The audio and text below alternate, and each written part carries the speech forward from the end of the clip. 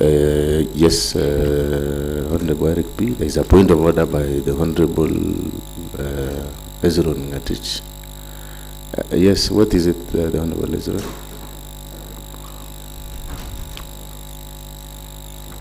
Thank you, Honorable Speaker, for the opportunity of granted me, Mr. Speaker.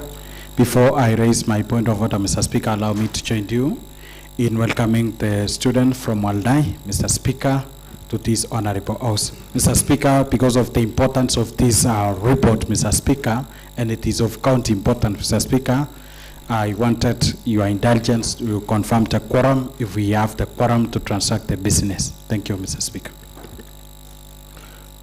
Okay. Honorable members, of course, the standing orders are is very clear on the quorum. Now that the honorable member has raised, clerk, have you confirmed?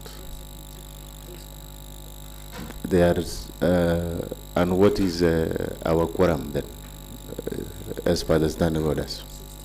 The quorum is 16. That is a third. The quorum is 16 and members are 17. The members are 17.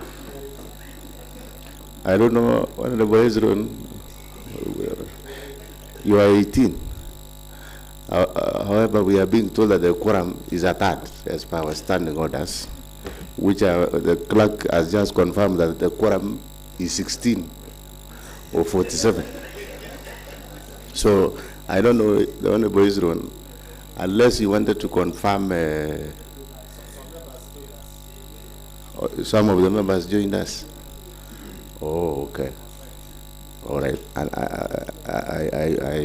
I therefore, of course, confirm that there is quorum, or there is quorum, and the quorum of this county assembly, let it be on record in this third assembly, is that a third translated to 16. To be more specific, should be 15.666. And since there is no fraction of a human being, that is why the quorum, or a third, translates to 16. Let it be on record. All right. Thank you. Then we can proceed if we have quorum. The Honorable Eric B.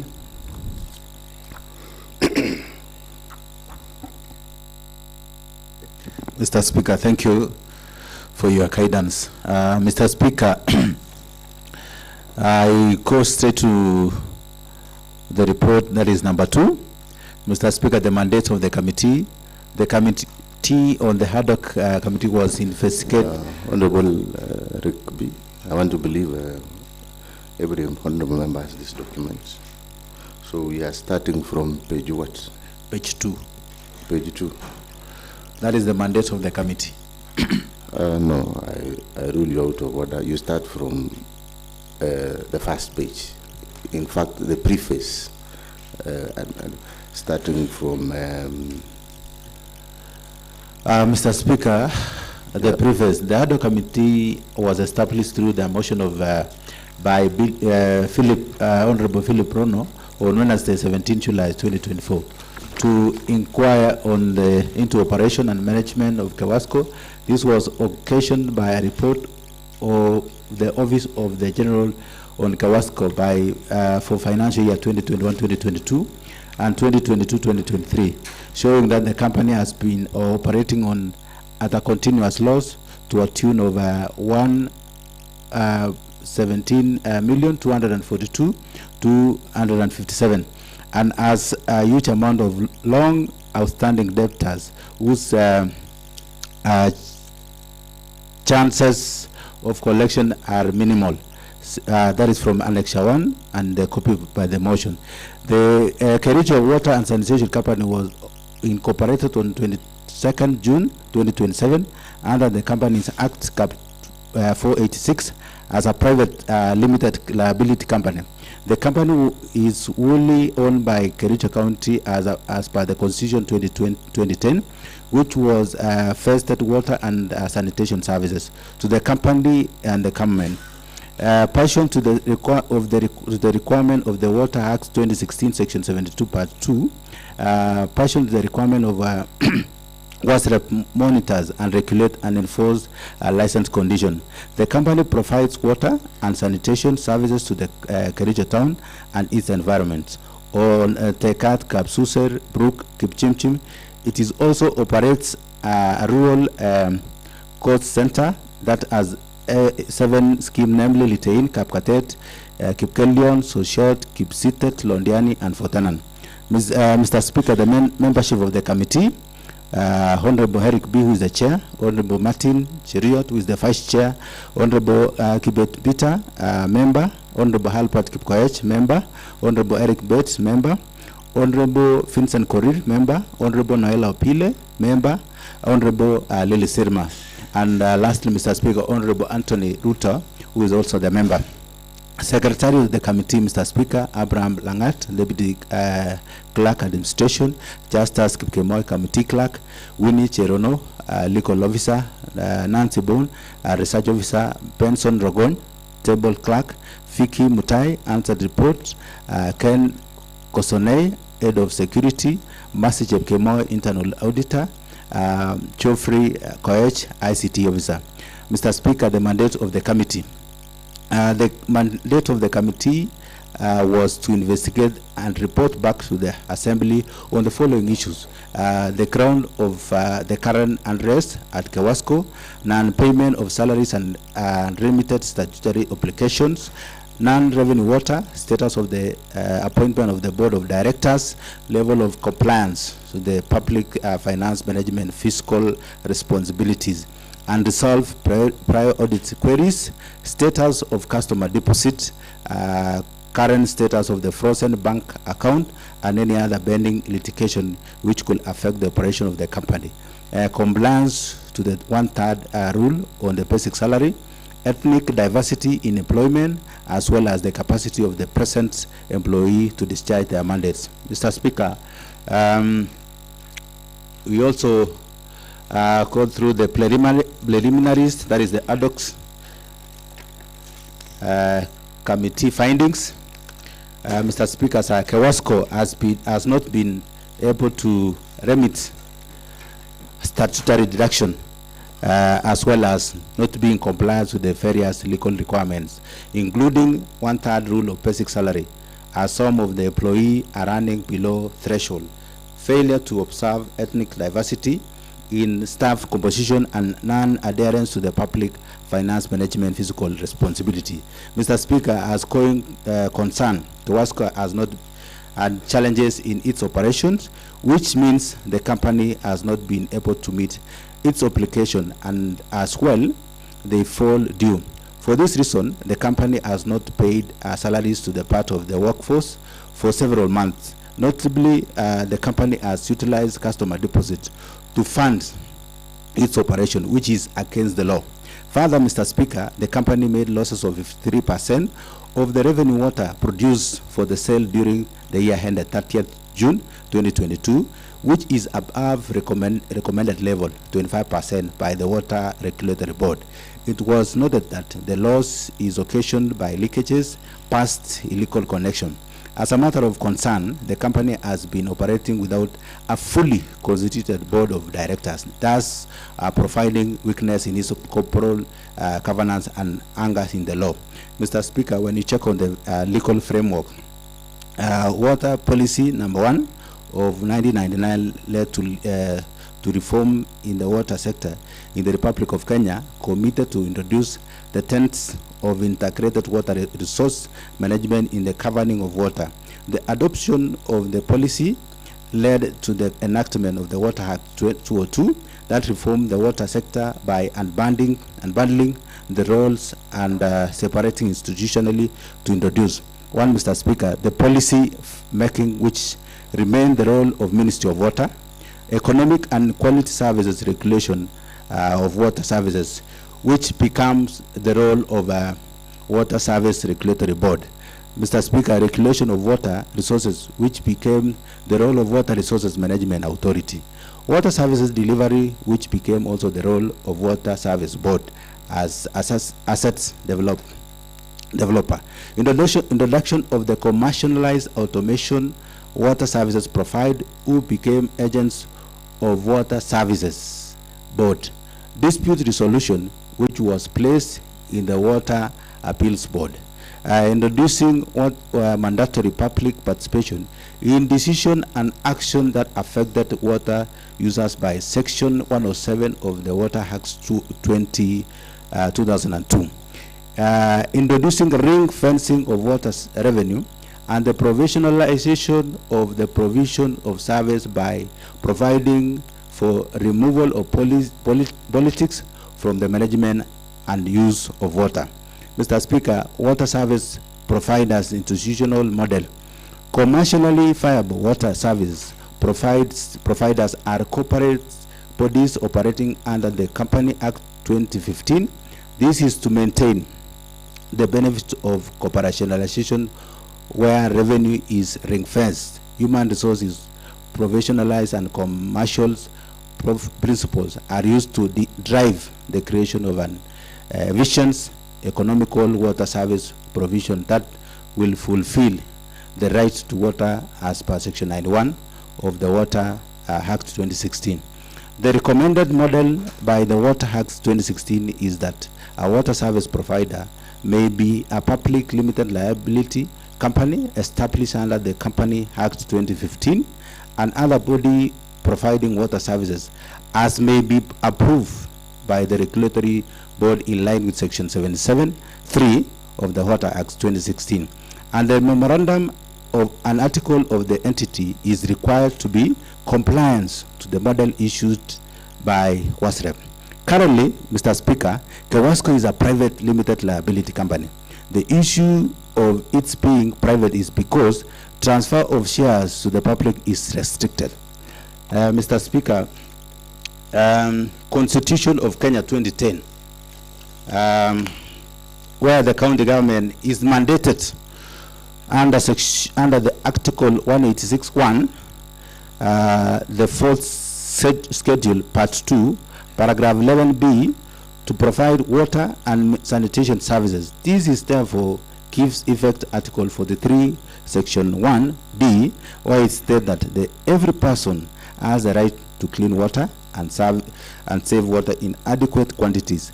Article 27 states that every person is equal before the law and has a right to equal protection and equal benefit of the law. The article further states that equality includes the full and equal enjoyment of the rights and fundamental freedom. In this instance, Mr. Speaker, the employee observed from Tililbay Water and Sanitation Company by KEWASCO are being discriminated by way of non-payment of salaries. The right to fair labor practice under Article 41 has been infringed, which is clearly stipulated under the subsection, sub-article 2A, that every worker employer has the right for fair remuneration. There is an evidence of ethnic discrimination when it comes to the employment of the staff in the company. The company has only employed persons of the same ethnic group, which is contrary to Article 27(4) of Constitution and read together with Section 7, 1 and 2 of the National Cohesion and Integration Act. The company cannot be exempted for discriminatory action, unlike the private enterprise, as it falls under the public entity, hence is contravene the above mentioned provision. The committee rallied on Article 185(3), which states that a county assembly, while respecting the principles of separation of power, may exercise oversight over the county executive committee and other county executive organs, KEWASCO being one of the county executive organs. The county assembly thus play a key role to oversight the role and function of the company, inclusive of its administration activity. We go to number 2, Mr. Speaker, Water Act 2016. Pursuant to the Constitution mandates Section 77(1) of the Act mandates the county government to establish water services providers and complies with the said constitutional and legal framework. The county government of Kericho established the Kericho Water and Sanitation Company, KEWASCO, a public limited company incorporated under the Companies Act and provided for the Section 77(3) of the Water Act to provide water and sanitation services within Kericho County. Further, Mr. Speaker, the Water Service Regulatory Board has been established under Section 70 of the Act to protect the interest and the right of the consumers. It provides powers and functions, therefore, having been laid out under Section 72, amongst others include Water Service Regulatory Legal Notice number 43 of 2021. The regulation provides that water supply system should make application to the regulatory board for a bulk water supplies license. Regulation 73, therefore, states that the complete bulk water application shall accompanied by, in respect to the proposed bulk water supply. That is feasibility study, Mr. Speaker, a business plan, a proposed framework of the collaboration management of the bulk water works, comprising a committee of representatives of the county government within those areas of jurisdiction the bulk water works are being allocated, and where the appropriate, the national government. Mr. Speaker, where the county government concerned have, by a resolution over the county assembly, agreed to assume responsibilities for the payment of the liability associated with the bulk water works, and extract of the resolution duly signed by the clerk to the county assembly, and draft agreement for the handover of the ownership of the bulk water works to a joint authority established for the establishment by the county government within the clerk to the county assembly. Mr. Speaker, you also have required permit and authorization, including a water use abstraction permit, an environmental impact assessment license, physical planning permission, and other applicable authorization. Number F, Mr. Speaker, a proposed bulk water supply tariff, a draft bulk water supply agreement with the water services providers to be supplied in bulk drawn on the basis of the capital. An operational cost of bulk water supply shall be met out of the revenue of the bulk water service without resort to public funds. Where a resort to public fund is necessary in order to provide the water bulk water service, evidence of the commitment of the county and national government as appropriate to offset part of the wall of capital and operational cost out of the public fund. Evidence of the stakeholders consultation, including the feedback of the county government within whose area of jurisdiction the bulk water works are to be developed. Lastly, Mr. Speaker, any other information relevant to application. Mr. Speaker, that permit being a bulk water supply system to Kericho did not demonstrate to have been licensed to provide water to Kericho, therefore contravene the provision of the resolution. The company entered into an agreement with Kericho Water Services so as to supply water in bulk to areas in Pureti sub-county.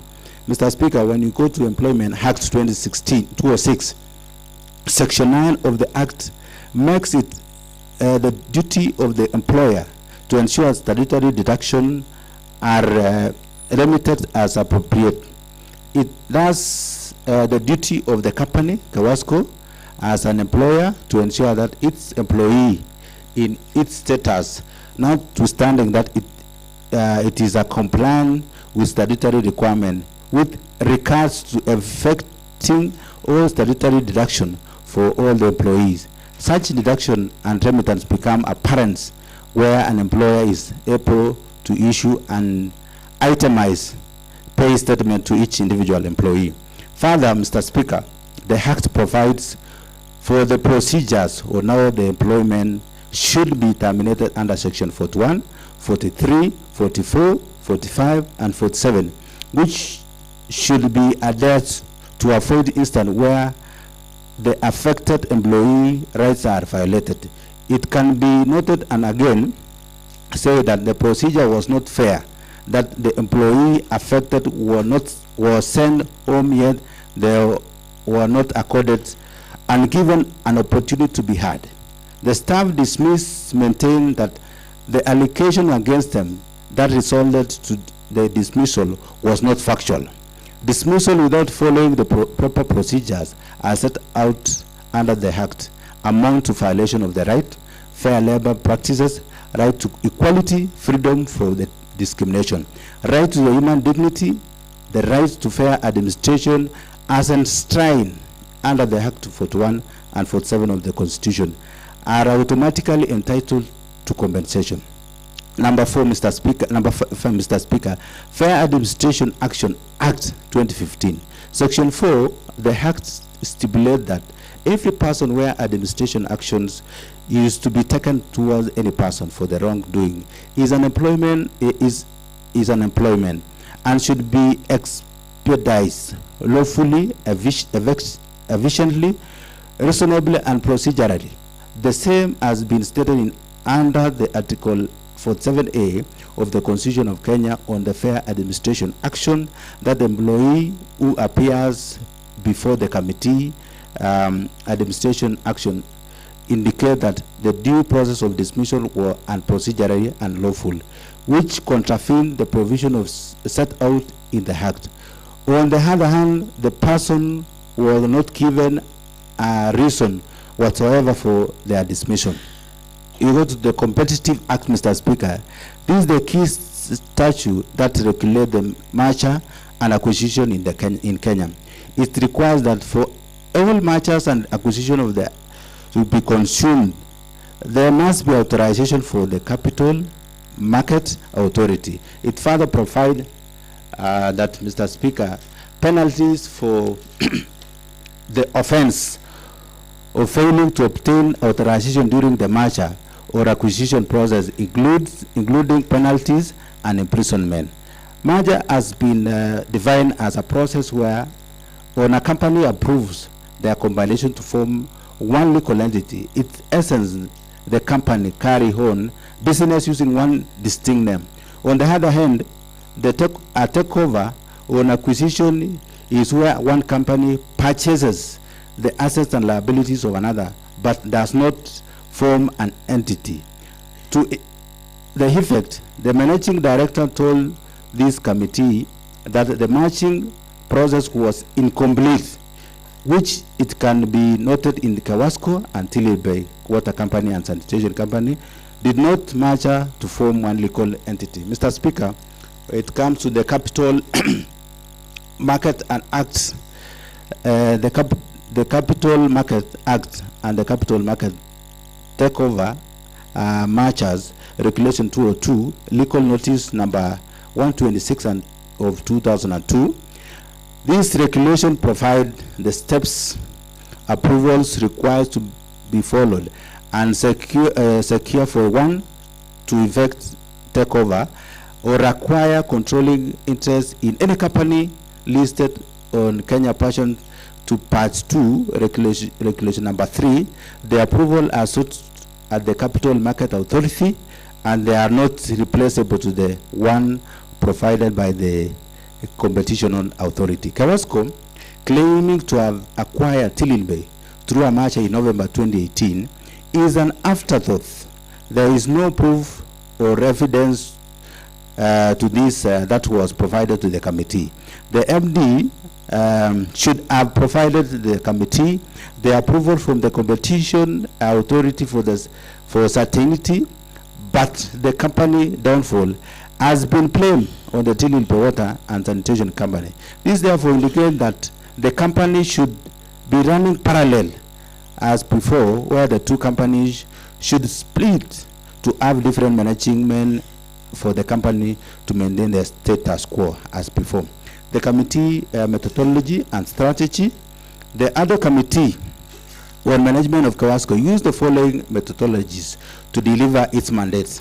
1, ad hoc committee meetings. 2, interviewing key witness.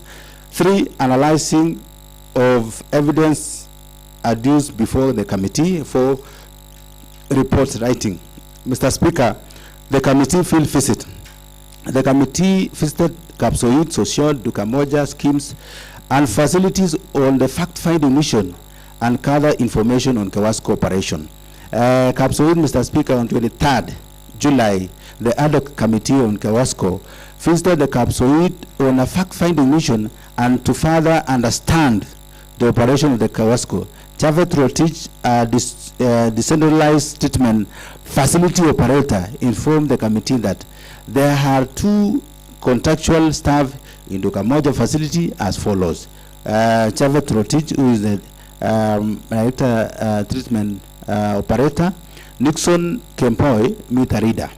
Nixon Rotich further informed the committee that he reads 100 meters which are peeled on an average of about 5,000 to 6,000 every month and ever Nyakacho, Keongo and Torsake. The 2 staff, Mr. Speaker, informed the committee that they have challenges in salaries and delays and they are understaffed. When we went to Dukamoja, Mr. Speaker, we found that Collins, who is a technical inspector in production, informed the committee the construction of a new Kimuku water plant began in 2019 and was officially commissioned on 19 July 2023 by His Excellency Dr. William Samoei Ruto, President of Republic of Kenya. The treatment plan has a design capacity of 13,000 cubic meters per day. The operation began in July 2022. Up to date, the average water production per meter is 6,500 per meter cubic, Mr. Speaker. Collins also further informed the committee on various challenges encountered since the operationalization of the treatment works, which include but not limited to the following. Mr. Speaker, 1, distribution lines as to be done to optimize the water produced as per design capacity. This will ensure more water coverage, thus resulting to more revenue collection. Number 2, silt built up at the intakes which require annual desilting. Low volume of water during the dry season. This will require various check dams upstreams to act as a reservoir for the use during the dry months. Frequently cases of vandalism at the intake along the pipelines, especially at the raw water gravity mainline, where several air valves, washouts, valves, manhole covers, and market post has been vandalized. And at the same time, Mr. Speaker, the treatment works where the chain link perimeter fence has been cut to entry into the treatment works. This resulted in engagement of critical infrastructure, police unit service to offer additional security to the water infrastructure. We want to assure Mr. Speaker, where the committee paid a visit to Social Water Office and found that the office was closed and noted that the staff had joined the rest in the main office for the ongoing strike by then, Mr. Speaker. Itaro water treatment in Bomet. The committee on 21st August 2024 visited Itaro water treatment plant for a fact-finding mission. Bernard Kirui, area managing director, Itaro informed the committee that the project started in 1978 and was commissioned in 1982. The facility served part of Kericho, that is Kapkatet, Litein, Jeblanget, and Bomet through Chebongi area. The facility serves 60% of water to Bomet County and 40% to Kericho County. Mr. Speaker, the Bomosco non-revenue water stand at 70%, which is above allowable 25% as per the WASREP. It was reported that 70% of non-revenue is attributed to the physical losses and commercial losses. About 90% of customers are not metered and are billed has flat rate customer and charge around 600 shillings irrespective of the water uses. The company is also trying to put in place measures to reduce the non-revenue. The area manager director informed the committee that the company is partnership with the city TAPS company, which supplies and install meters to all customers, and by April next year, all the customers will have been metered in place. City TAPS company has already installed meters, master meters to key areas of Bomet. Mr. Speaker, Kericho County donated 2 pulp sent to a company which the area manager informed the committee that the same will enable the facility to pump water to the Kericho and Bomet counties. Mr. Speaker, when it comes to the committee hearings, the following representative of union appeared before the committee on 29 July 2024 and gave their testimonies under the oaths. Philip Koech, who is the branch chairperson, Thomas Koech, who is the branch treasurer, Tom Boyo Kogero, secretary, Joyce Koske, women representatives, and Shadrach Cheriot, youth representative, Mr. Speaker. The representative, through their chairperson, detailed the committee of their roles as a union to the staff of Kewasco, and that they come from various sections within the company. Chairperson is a plumber and in charge of the revenue. Youth representative is a meter reader, and women rep is an accountant. When asked to explain the committee on their roles as their union, the chair said that the role entails representation, collective bargaining, grievance handling, advocacy, support, and facilitate communication. Mr. Speaker, the staff union raised the following concern, which according to them led to the ongoing staff strike at Kewasco by then. Mr. Speaker, late payment, that is number one. Staff working in rural coast center has not been paid, received their salaries for the last 13 months, while those in the urban centers have not received their salaries for the 2 months, Mr. Speaker. You mark that, Mr. Speaker. They are not being paid for the last 13 months. And the one who are in the urban coast center, Mr. Speaker, has not received their salary for the last 2 months. That is the time we tabled this, we started the investigation, Mr. Speaker. Non-remittance of loans and statutory deduction. The staff's union informed the committee that remittance in loans and statutory deduction for the rural and urban staffs are behind by 1 year and 6 months respectively.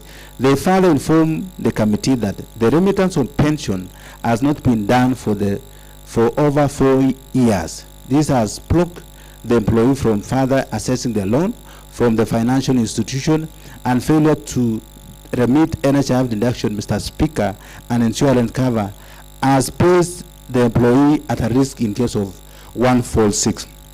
When we come to number 3, Mr. Speaker, and procedural dismissal of staff, the staff union informed the committee that MD dismissed 3 permanent staff, namely Paul Koech, Bernard Koech, and Willie Tom, Mr. Speaker, without proper cause or due process being followed, and therefore violating the labor laws and the union agreement. Arbitrary dismissal have been created in an environment of job insecurity and fear amongst employees. When we call number 4, Mr. Speaker, mismanagement of resources by the managing director. The union informed the committee on the allocation of misappropriation of company resources by managing director, which has led to financial instability. Mr. Speaker, human resource manager, on 29 July 2024, Mrs. Clara Rono appeared before the committee in honor of the invite by the ad hoc committee.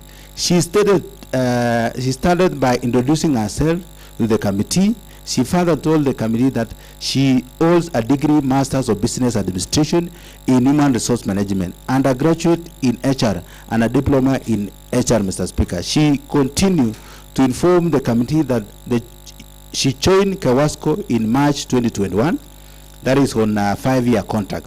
The committee inquired on what her role as a human resource manager of a company, Mr. Speaker, the number of employees and their terms of employment in the company, reason for the mass exits of employees, number of panelists during the deployment, reason for the current unrest at Kewasco, that is by that time, Mr. Speaker, and the issues of the third salary rule.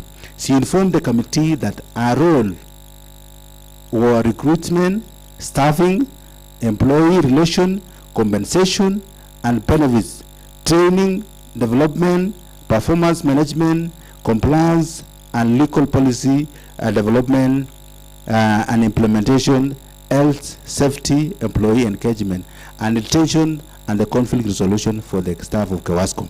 Mr. Speaker, the HR informed the committee that the number of employees is 204 for the for both urban and rural call center. Mr. Speaker, has been tabulated in this manner, Mr. Speaker, where urban center has a number of 93 who are permanent and pensionable. They have 28 who are in contract. They also have 28 who are in casual, Mr. Speaker, totaling to 149, Mr. Speaker. When you go to rural center, we have 41 under PNP, 1 contractual, 13 casual, totaling to 55. The HR informed the committee that 35 Kewasco employee has exited the company for different reasons since 2018 to date, and the mode of their exit was mainly through resignation and some dismissal. Some of the reasons are poor working condition, demotivation among the employee, lack of support by the management, and employee discrimination on the salaries. Mr. Speaker, she further informed the committee that the number of panelists during recruitment were 5. That is, based on this, Mr. Speaker, we had human resource 3, concerned department 1, any other department that is 1, making a total of 5. Reason for the staff unrest at Kewasco, Mr. Speaker, goes straight communication. Lack of the transparent, open communication with management has left the employee felt uninformed and disconnected from the organizational call. Late payment of salaries. Mr. Speaker, staff working in the rural call center has not received their salaries for the last 13 months, while those in the urban have not received their salaries for about 2 months. Non-remittance of loans and statutory deduction. She informed the committee that the deduction of loan are done and are not remitted to various lending institutions, and statutory deduction for the rural staffs are behind by 1 year and 6 months, 6 years respectively. Further informed the committee that the remittance in loans and statutory deduction for those in urban are behind by 6 months and 4 years respectively, which leads to poor credit score and lapse in insurance coverage and other benefits on the employee. Mr. Speaker, the HR also informed the committee that she is not aware whether the right procedure was followed until the dismissal of the 3 staff, namely Paul Koech, Bernard Koech, and Willie Tor, since their files are not at the disposal. 1/3 rule, Mr. Speaker, the HR also acknowledged to the committee that initially most staff were not compliant with the 1/3 salary rule, but the company has ensured that the compliance level have improved and that the challenges is rectified.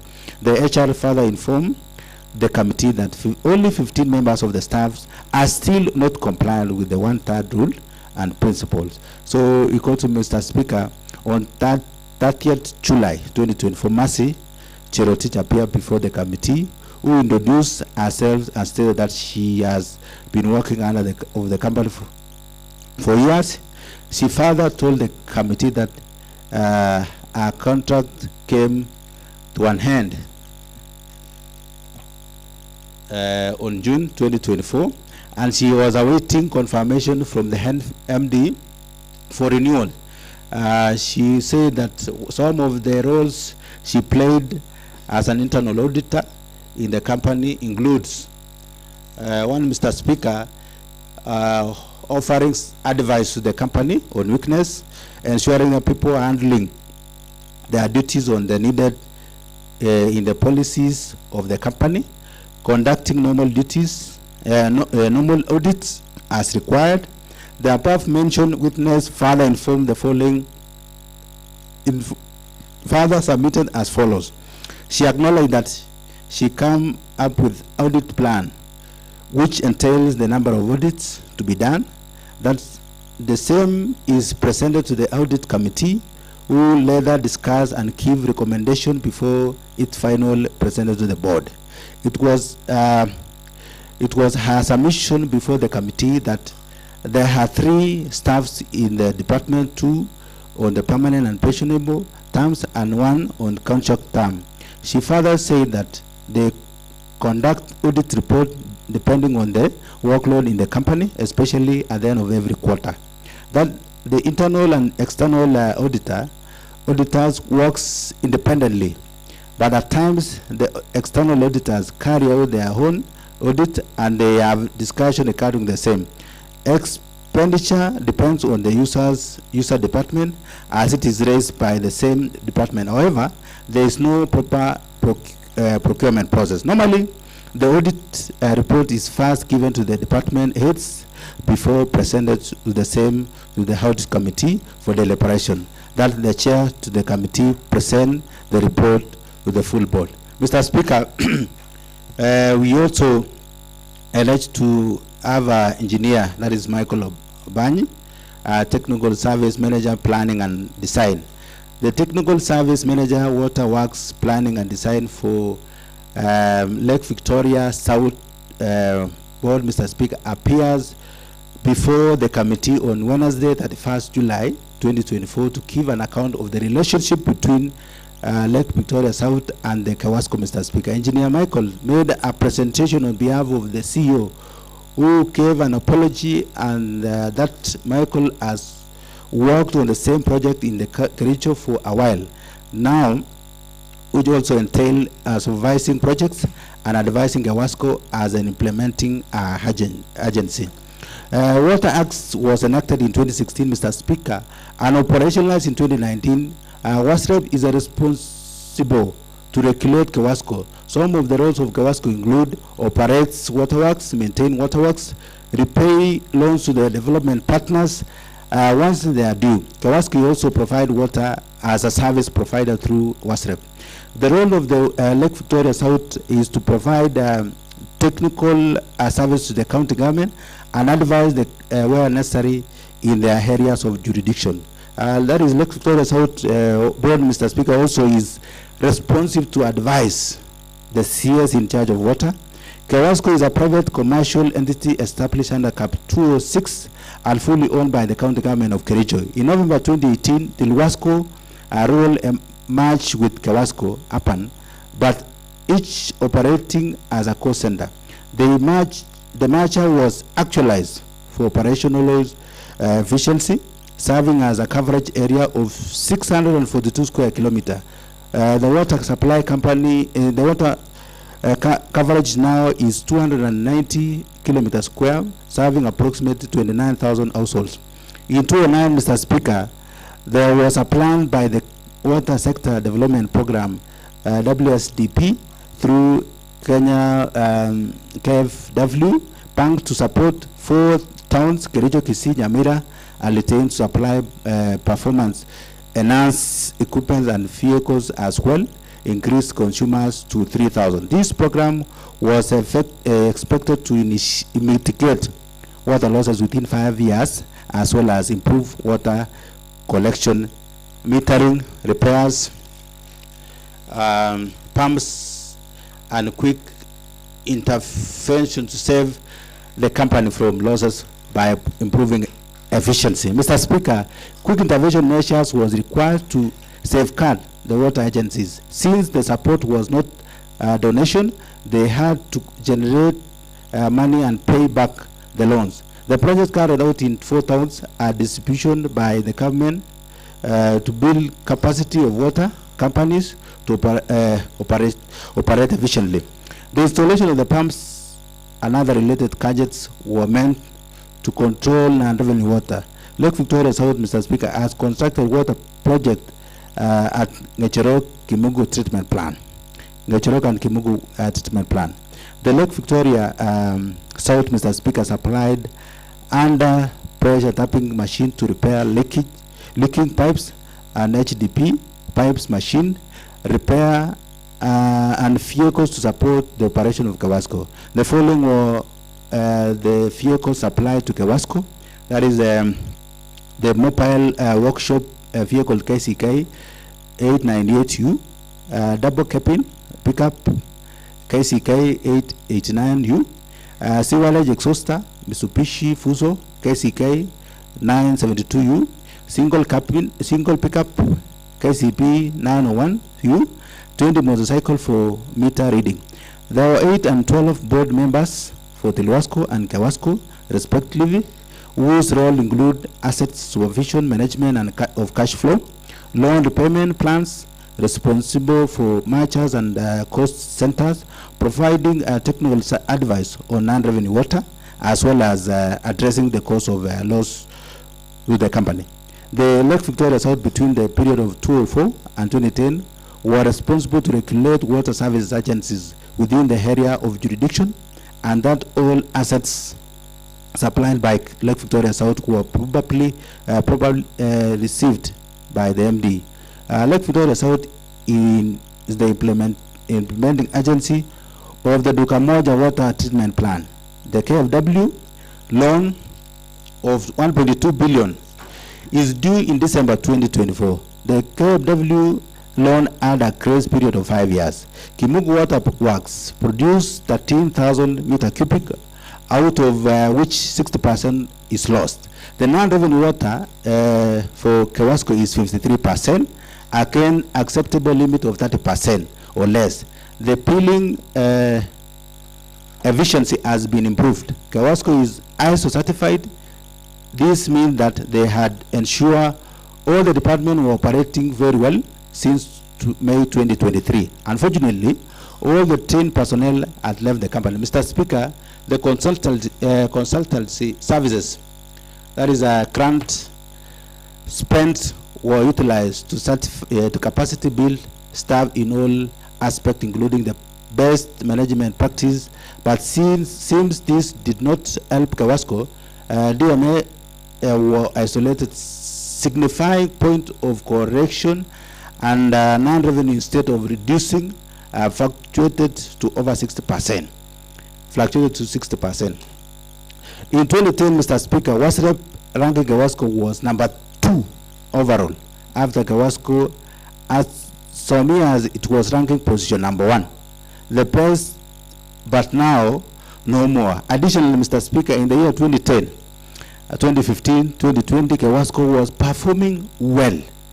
The kick-off meeting of the new projects on the support to wastewater has been shifted to Kisii instead of Kericho because of challenges faced by Kewasco, Mr. Speaker. All the stakeholders are required to bring back the donors or donor confidence. That is LGWASCO. Ngarwasco, Mr. Speaker, has come up well because of the strong professional board of directors. With strong board of directors, water utilities will function well. Mr. Speaker, in the case of Kewasco, oversight has failed, starting from the board and county government led by the CEC in charge of water, Mr. Speaker, environment and nature, forestry and natural resources. The board should bring the MD accountability.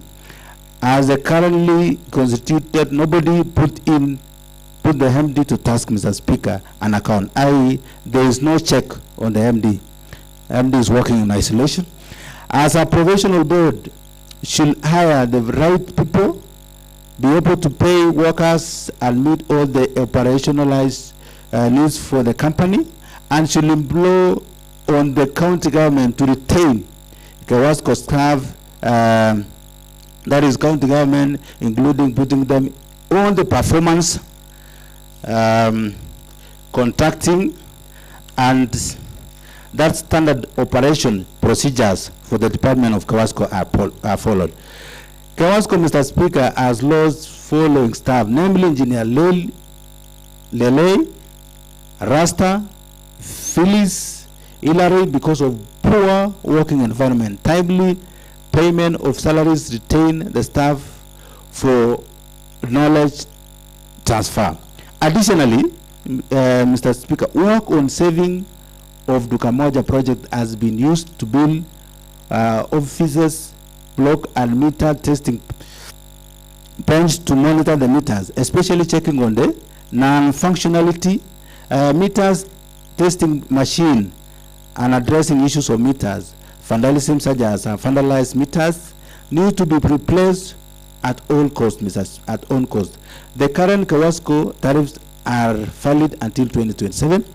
The Kawasco should plan to repay the KFW loan that are due and notify WASREP, Mr. Speaker, on the delays and works towards payment of the staff and salaries arrears. Operational cost, addressing the delays, operation needs a priority. First, Mr. Speaker, stop this. First to stop this is the governor office, since the entity is fully owned by the county government, and regular meeting with the CCM Water will help addressing the issues of Kawasco.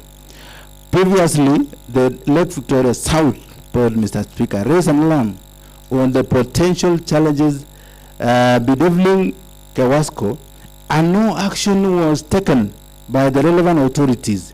Kawasco systems are secured and can be ascertained by reports from Lake Victoria South Board. Support Waterworks project of 1.3 billion, target last mile water connectivity and water supplies up to Litein from Dukamoja water treatment plant, replacement of the whole pipes for 30 kilometers to Ainamoi, Kapsoit, Brook, and Kapsusel. The proposed Masaita Dam in Londiane may sort out water shortage in some counties, Mr. Speaker.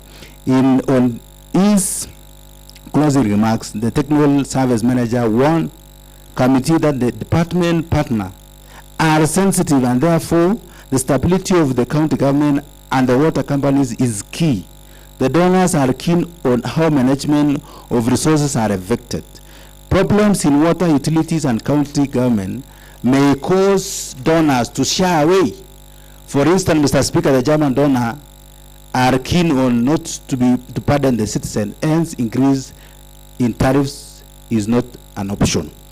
Michael, Mr. Speaker, as an engineer, further informed the committee that there is an upcoming inception workshop where the donors will be briefed on the progress of the water utilities company and the role of the various stakeholders to be held in Kisii, Mr. Speaker. The key concern from the Lake Victoria South, that is management, Mr. Speaker, on Kawasco, is that absence of board of directors, and that was by then, lack of co-management team, that is technical service manager, Mr. Speaker, who is not in office currently, finance, commercial manager, ICT manager, HR manager. These positions are not substantively filled. Number 3, Mr. Speaker, the concerns is about the valid license, valid tariffs that is being implemented by the Kawasco.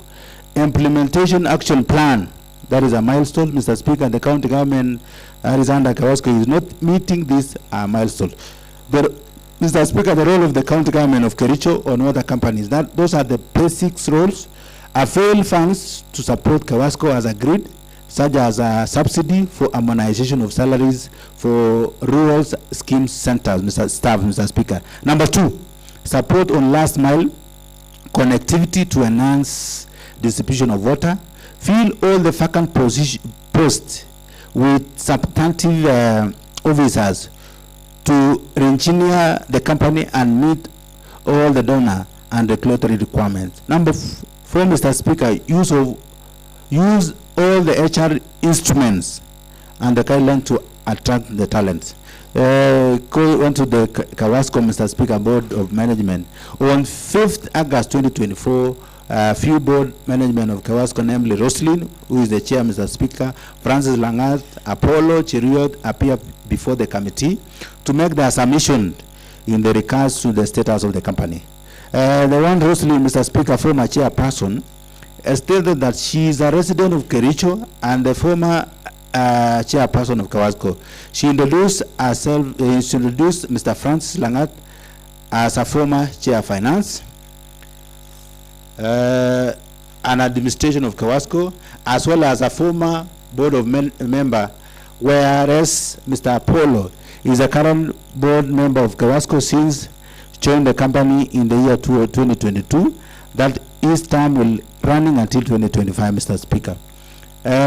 She further stated that she joined Kawasco around 2018. Her term came to an end in October 2023, while Apollo is the only one serving in his term together with the CEO and the CEC.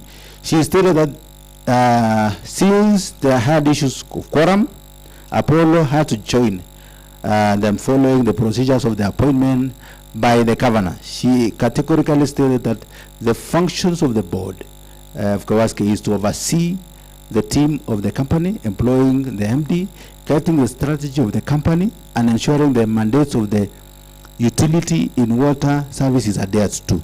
That, Mr. Speaker, the merger happened while she was in service. She was in service, and it brought in rural parts, i.e. since 2018.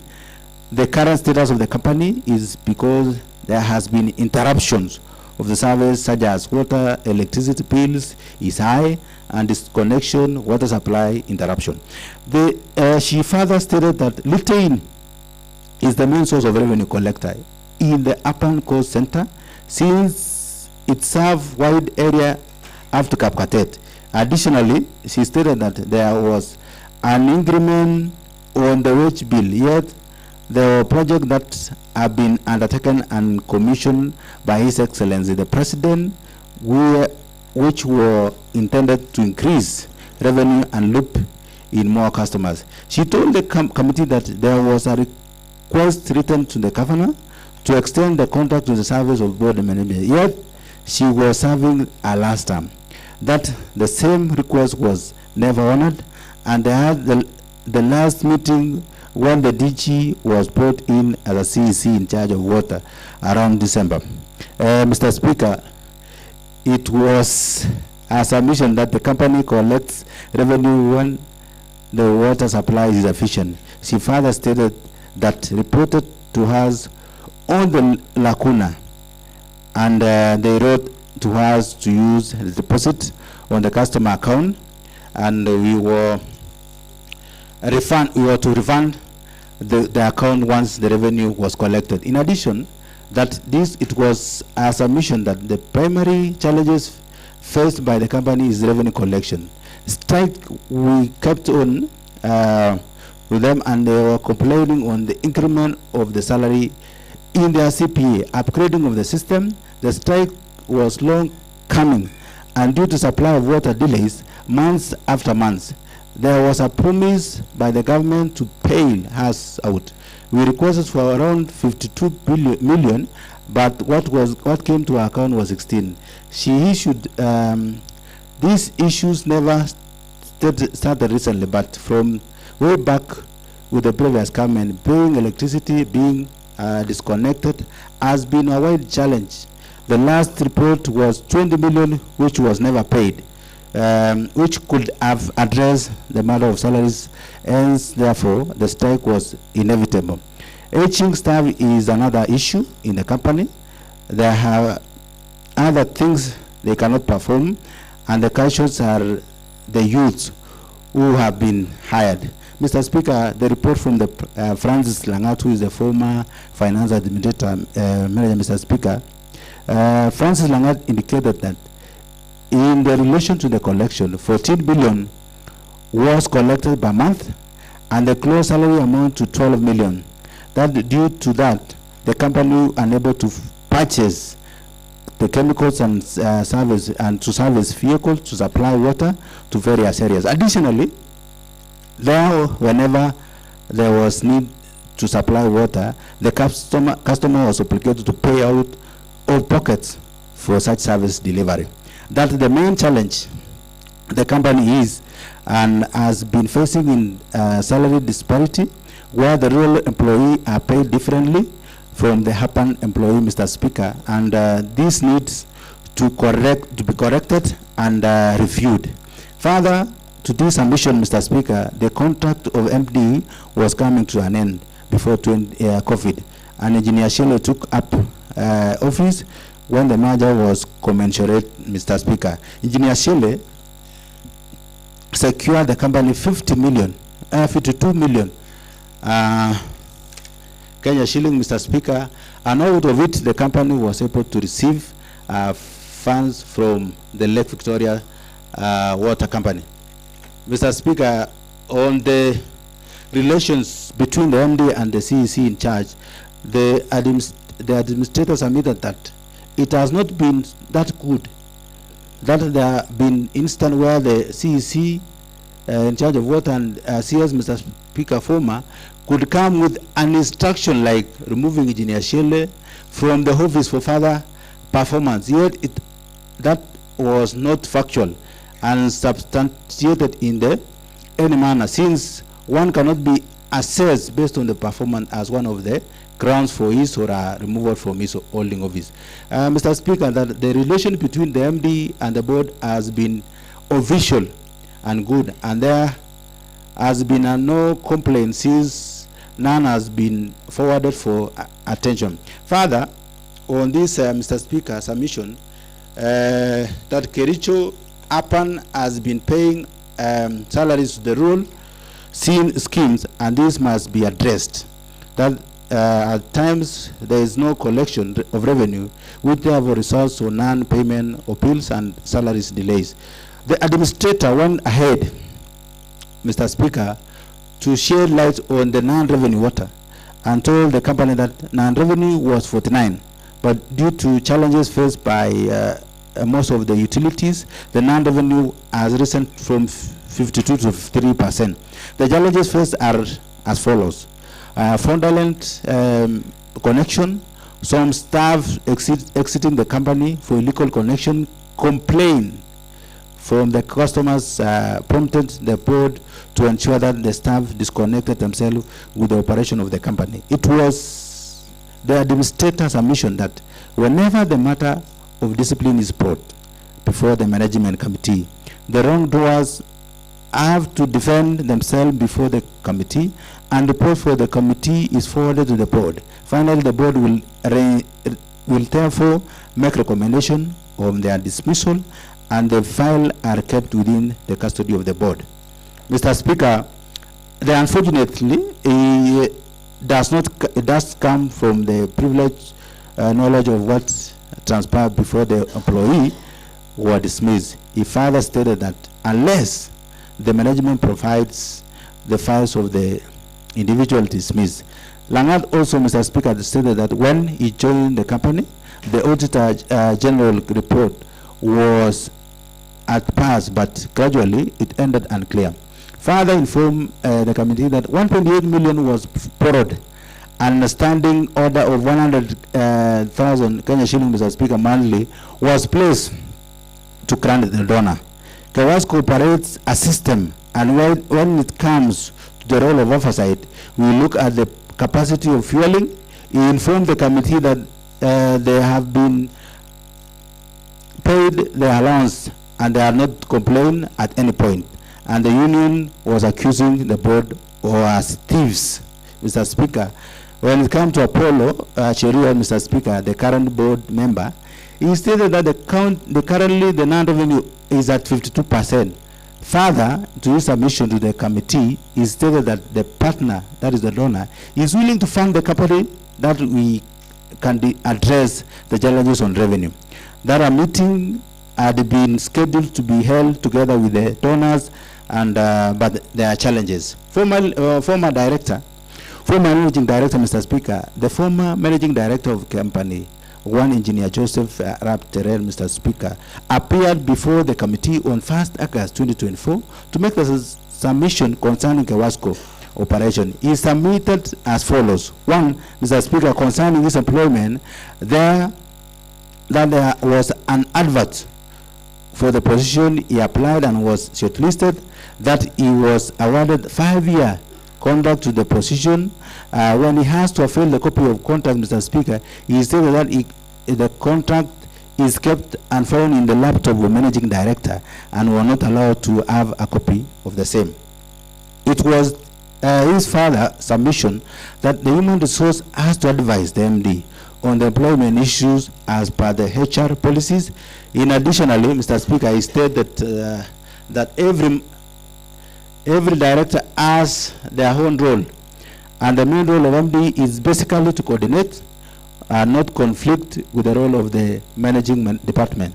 When asked on the evaluation of the MD performance, he stated that employer evaluates the MD's duties where the employer is the board. He further stated that immediately when the office falls vacant, the office should be filled within a shorter period, that the procedures of employment is adhered to, and before advertisement is made, one acts as an office holder. Additionally, he stated that there is an establishment of the debt recovery unit. On the issue of documents custody, the director said that the HR should be custodian of all the personal files. Employees, the contractual employees file should not be in the office of the MD, especially managerial employees. On the issue of dismissal of the staff from office, he told the committee that the due process should be followed. It was this submission that the first step is to serve a notice to show cause to the wrongdoers. Further to this, Mr. Speaker, he stated that the employee should not get more than 3 notices and should appear before a disciplinary committee. Finally, the board is informed before terminating his or her employment, since it is the board that makes the last determination. The non-revenue water is the monster of the company, and it entails fasting, illegal connection, non-payment of the bills. It was the managing director's submission that at this tenure, there was no arrears. All salaries and loan were paid because he applied for the overdraft. He further stated that non-revenue water was at 42.5% when he left the office in the year 2019. Around the month of May, the fueling of the vehicle realized purely on the honesty and should be budgeted for. He stated that the customer deposit should not be used unless the company is in a dire need of money. Otherwise, it should not be used until the customer opts out. Mr. Speaker, it was his submission that the TILWASCO mandated to supply water in the rural areas, yet it has been a loss generating company. That the company had 7 members of the board and was opted to work as a cost centers. He further stated that the main contention between the POMASCO and KEWASCO is the plant at Itare that he has able to visit more often and production site during his tenure. Dismissal staff, Mr. Speaker, we have the Paul Koech, Bernard Koech, former staff of KEWASCO, appeared before the committee on 5th August 2024, before the head of committee on the county assembly. Paul Koech, Mr. Speaker, on August appeared before the committee and gave his testimonies under the oath. He informed the committee that he had worked at KEWASCO since 2003 when the company was formed. I just want to make a directive on as you read the report. You are giving a report of the testimonies of the staff of the KEWASCO, and looking at this, all these submissions, they're building to one thing. So I want to direct as follows: that since you have given us a background, I want to direct that you go straight to where you did benchmarking 7.0, because you've given us a background. Page that is page 34, 7.0 on the benchmarking visits. And since you also did, I think you did many companies, instead of giving us all the companies on the benchmarking, you can focus on one. And in this case, I would like to direct as follows: that you give us the report of NYERIWASCO, Nyawasco as part of benchmarking visit, so that the House can understand your benchmarking visit was on what. So go to benchmarking visit and then proceed to give us on Nyawasco, and then from thereafter, I think what follows is more relevant, and because you'll go to 8.0, where you now give us the gist on page 42, where you are giving us the response to other committee on terms of reference, because that is why the committee was formed. So from 8.0, you can now delve deeper and give us exactly what has been done. So please proceed to 7.0, and you can choose one company. I'll leave it to you. You can either discuss Ruiru Water Company, Yes. or Nyawasco, or whichever. So just give us one for the purpose of understanding your benchmarking. Please proceed. Thank you, Mr. Speaker, for your guidance and direction. I'll go straight to 7.0, that is benchmarking visit. Ruiru Water and Sewerage Company, on 7th August 2024, the HADO committee conducted a benchmark visit with the Ruiru Water Company and Sewerage Company, Rujuasco, to gain insight into the management and operations of the company. This visit was part of the committee broader initiative to explore the best practices in water and sewerage company management, particularly in light of the ongoing challenges faced by Kewasco, that is the water service providers in Kericho. Mr. Speaker, Rujuasco, that is the Ruiru Juja Water Sewerage Company, is among the 8 companies in Kiambu, which was incorporated in 2006. Since the incorporation, the company has been focused on the providing water, clean water, and sewerage services to the residents of Ruiru, Juja, and their surrounding areas in Kiambu. The company operates under the regulatory framework of the Water Service Regulatory Board, that is WASREB, while it is fully owned by the county government of Kiambu. The company serves a population of around 300,000 customers in its service area, which include Ruiru, Juja, and the surrounding areas region in Kiambu County. The objective of the benchmark, Mr. Speaker, is to understand operation structures and management practice of the Rujuasco, to learn on how Rujuasco has successfully managed to address common challenges in water supply and sewerage services, particularly in urbanizing areas, to gather insight on effective strategy for dealing with the issues such as non-revenue water, customer and infrastructure development, to explore how Rujuasco handle employee relations and maintain service delivery, especially during the period of labor unrest or other operations. The key area of focus, Mr. Speaker, the governance and structures. The committee examined Rujuasco governance model, including the role of board of directors, the county government, and the stakeholders in decision-making process. During discussion include how Rujuasco ensure transparency, accountability, and its operations, particularly in financial management and resource allocation. Operation efficiency, the committee were particularly interested in Rujuasco's strategy for reducing non-revenue water, which is a significant issue in Kewasco, which is now 53%. Rujuasco non-revenue water at 46 has been attributed for following improvement within the company. Rujuasco's share its approaches towards reducing non-revenue water as follows: leakages detection. The company has deployed technology to detect underground water leaks, implementing a rapid response within 12 hours for repair.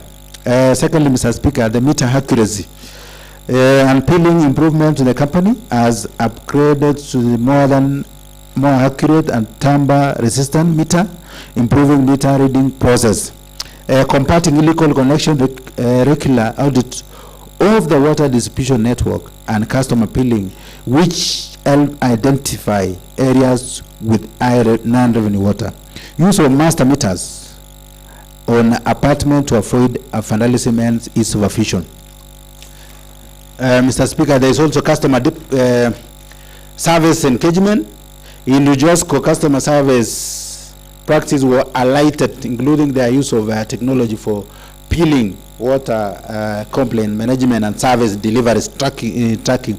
The committee explored how Rujosco engage with its customer to promote water conservation, and noted that the company invests in field works, use of 100 of motorbikes and vehicles, handle disputes by provision of about 50 customer service, and maintain high level of customer satisfaction. Number 3, Mr. Speaker, the infrastructure development and maintenance. Rujosco infrastructure development projects such as expansion of water treatment facilities and the sewerage network were discussed. The company shared its experience in securing funding from donors and government of Kiambu for these projects and managing them effectively. Management practice, Mr. Speaker, include a regular inspection of the pipelines and other critical infrastructure, or also examines employee relations and human resource management. Mr. Speaker, given the ongoing staff strike at Kewasco, Mr. Speaker, the committee was particularly interested in how Rujosco managed its own workforce. Discussion covered employee engagement, dispute resolution mechanism, and the company approach to maintain moral productivity. Rujosco policies on employee welfare, trainings, career development were also explored. Mr. Speaker, Nyeri, I think, Mr. Speaker, you have given us the... Yes. So I can move to 8.0. You can now move to 8.0 since you've given us for one company. Go to the next 8.0. 8.0, Mr. Speaker, the Haddock Committee terms of reference. Right. Mr. Speaker, as you see, this is a watertight report, Mr. Speaker. So the response of the Haddock Committee terms of reference, Mr. Speaker, the Haddock Committee on Kewasco, having conducted extensive investigation, analysis, if evidence, and report back to the Assembly on the following issues. The grounds for the current unrest, that is by then, Mr. Speaker, the staff of Kewasco were on strike during the time of the investigation, and the water and sewerage services had been paralyzed. The committee observation, Kewasco employee went on strike, Mr. Speaker. Payment of salaries for rural call center around 11 months, and the Hapan call center, Mr. Speaker, for about 3 months. Now, remittance of statutory deduction, poor communication, too much bureaucracy. Number recommendation, Mr. Speaker, the committee recommendation. The new board of directors immediately impact on restoring normalcy in the operation of Kewasco and conducts extensive consultation to diagnose and address the lives of their salary, and ironically, they are at work, Mr. Speaker, for over 10 months. This begs the question, how the employees survive on their day-to-day living, implying that the service may have been compromised. Statutory application once unremitted attract penalties and worsening the financial position of the water agency.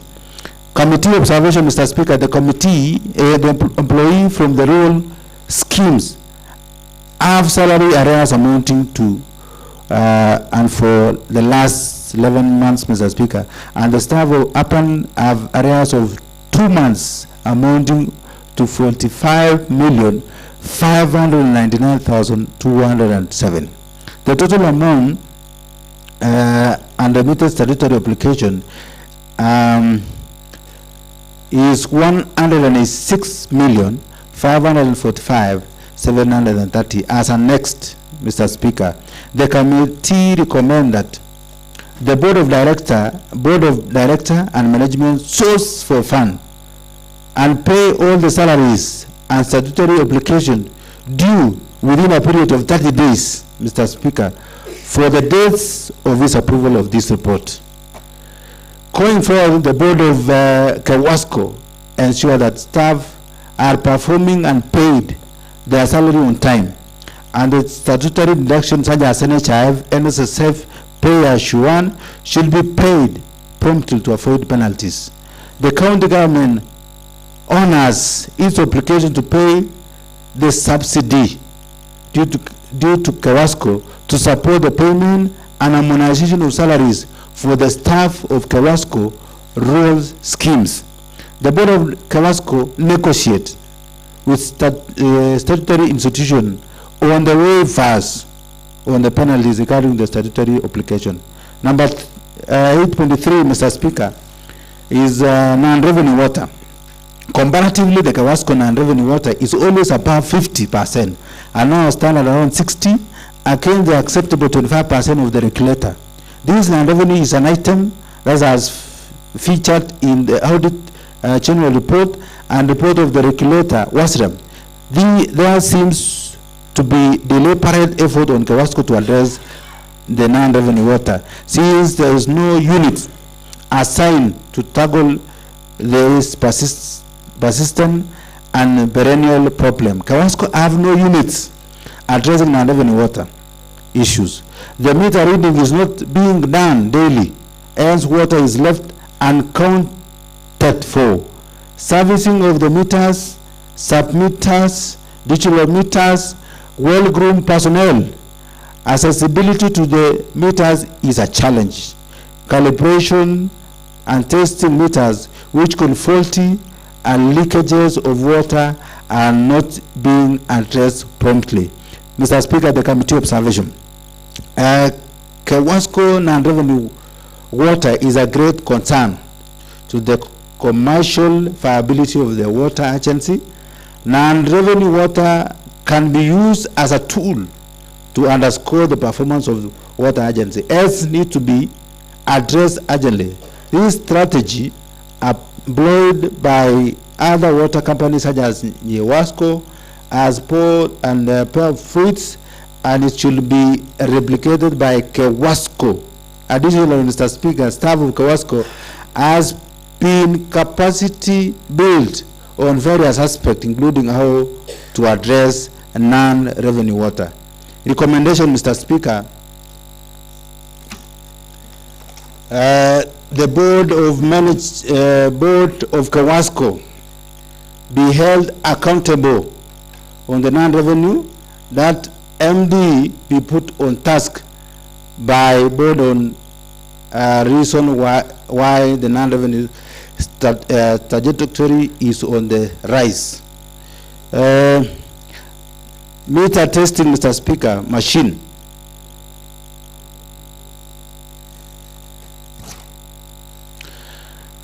Meter testing machine and leakage repair machine should be utilized to lower non-revenue water. There is an overhaul of the whole pipes and establishment of new connection lines, train staff and capacity build reliable staff. Number 4, Mr. Speaker, KEWASCO maps all the areas of connectivity and know where all the meters are for purposes of metering. Take daily meters reading to establish daily usage of water and detect any leakages. Mr. Speaker, the non-revenue unit should be established to deal with non-revenue water, including implementing the non-revenue strategy. Status of the appointment of board of directors.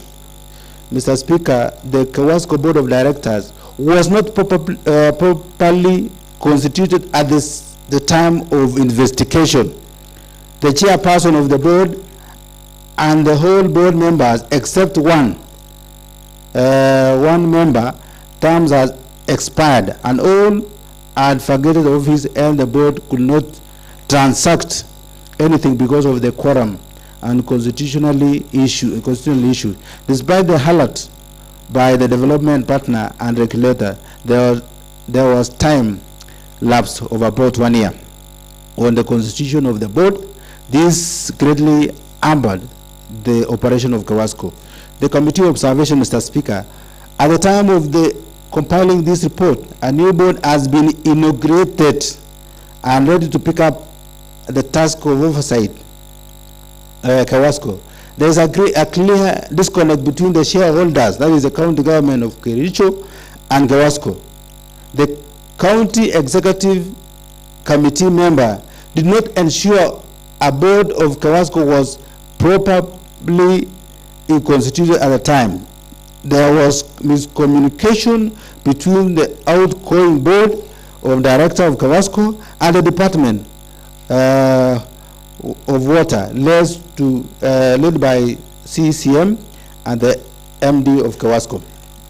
Mr. Speaker, committee recommendation on the same.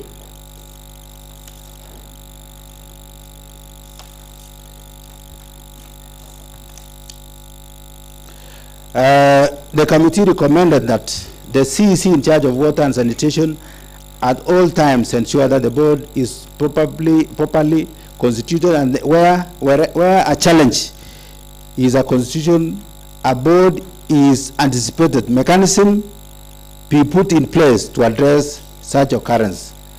CEC in charge should ensure that the new Kawasco board settled down, is inaugurated, and roll their sleeves to enormous task of restoring the company operation and making it commercialized viable.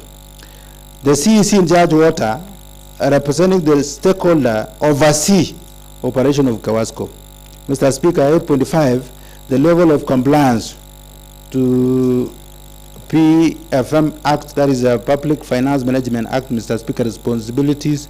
The absence of the board as an oversight authority for the last 1 year, the failure by the board to hold the MD accounts, the frequent staff dismissal, the resignation, the breakdown of communication between the management and the lower cadre staff, lack of sufficiency of the department water, energy and forest, environment, natural resources, contributed to the non-compliance to the public finance management fiscal responsibilities. Committee observation, Mr. Speaker, the committee observed that there is a lot of blames games and shifting of goalposts in terms of responsibilities and accountability. The delays in salaries for a period of more than 10 months, lack of salary, tools for employees, non-remittance of statutory obligation, fueling of vehicles, approvals of payment by staff who have since left the company, speaks to Kawasco non-compliance on the public management fiscal responsibility. Recommendation, Mr. Speaker, the disciplinary action must be instituted on the officer who authorized irregular fueling of the Kawasco and water policy unit vehicles, and authorization of the payment by signing of checks after having left the company. Mr. Speaker, this is very serious when it comes to a recommendation, Mr. Speaker. There's a member, there's a staff who exited the department, the company for 1 year, Mr. Speaker, and yet you are still allowed to sign checks. So that bound to disciplinary action should be taken immediately for the same person, Mr. Speaker. The board of Kawasco, the CEC in charge of water department, ensure that Kawasco adhere to fiscal responsibility as a county, Mr. Speaker, as stated in the Constitution of Kenya 2010, the Public Finance Management Act 2012, and its regulation. Mr. Speaker, there is unresolved prior audit queries. The analysis of the Kawasco Audit General Report for the financial year 2021-2022 means that the management has done very little or nothing at all to address the issues raised by the auditors. Committee observation, Mr. Speaker, the area flagged by the Auditor General report on demonstrate poor performance and laxity on the management of Kawasco to address the issue to logical conclusion. Committee recommendation, the committee on implementation of the county assembly to follow up the recommendation of the county assembly public accounts investment committee in its report to table on 2nd July 2024 and approved by the House, Mr. Speaker. The status of customer deposit. Mr. Speaker, I'll run quickly. The customer deposit should at all times be used for the right purpose. Yeriwasco, Mr. Speaker, invested the customer deposit in a treasury bond, and out of which interest and is used to repay the KFW loan because of the amount are secured. The MD withdrew the customer deposit of 20 million with the approval of Kawasco board and has used it for the operation that is has not been reimbursed with the customer deposit account. Mr. Speaker, the committee observed that the customer deposit on 2024 is approximately 7 million. Investigation revealed that customer deposit were used by Kawasco board without strict adherence to the regulation and advisory from the regulator, else the customer deposit may not be secured. The committee recommendation, that the Kawasco board always secure customer deposit and ring fence it so that it is used for the right purpose. The customer deposit should not be withdrawn at any time, and 20 million withdraw be reimbursed back within 90 days after the passing of this report. Correct status of the frozen banks accounts and any other pending litigation which could affect the operation of the company. The committee received a clarification from the Bank of Kawasco on the instances and circumstances that may cause both individual and entity account to be frozen. The Kawasco management and the MD indicated during the previous interaction with the committee on order of the county assembly that there was Kawasco bank account that were frozen by orders of the account which committee could not ascertain. We check on the committee observation. The committee observed that there are no frozen account belonging to the Kawasco and that all the bank account opened by Kawasco were operational. That the bank manager clarified that the account can only be frozen through a court order. There were no pending litigation as at that time of the investigation.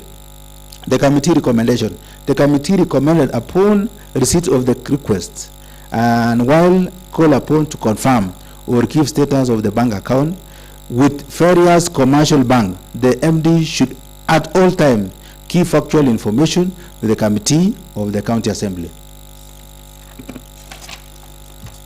Mr. Speaker, at all the information of the litigation bearing on Kawasco or any other its stakeholder, the Department of Water and the Committee of County Assembly on Water be notified. Kawasco should establish a legal development department and employ legal officers to support the operation and give legal advice pertaining water agency. The Board of Directors to investigate on the claim by MD that Kawasco had frozen account and action to be taken for giving false information under the HOTS. Compliance of 1/3 rule on basic salary. The committee noted that 1/3 rule on the basic salary is a principle that employer needs to ensure its employee observe to avoid pecuniary embarrassment. Committee observation. Committee observed that 15 of the Kawasco employees are still compliant with the 1/3 of rule of the basic principle.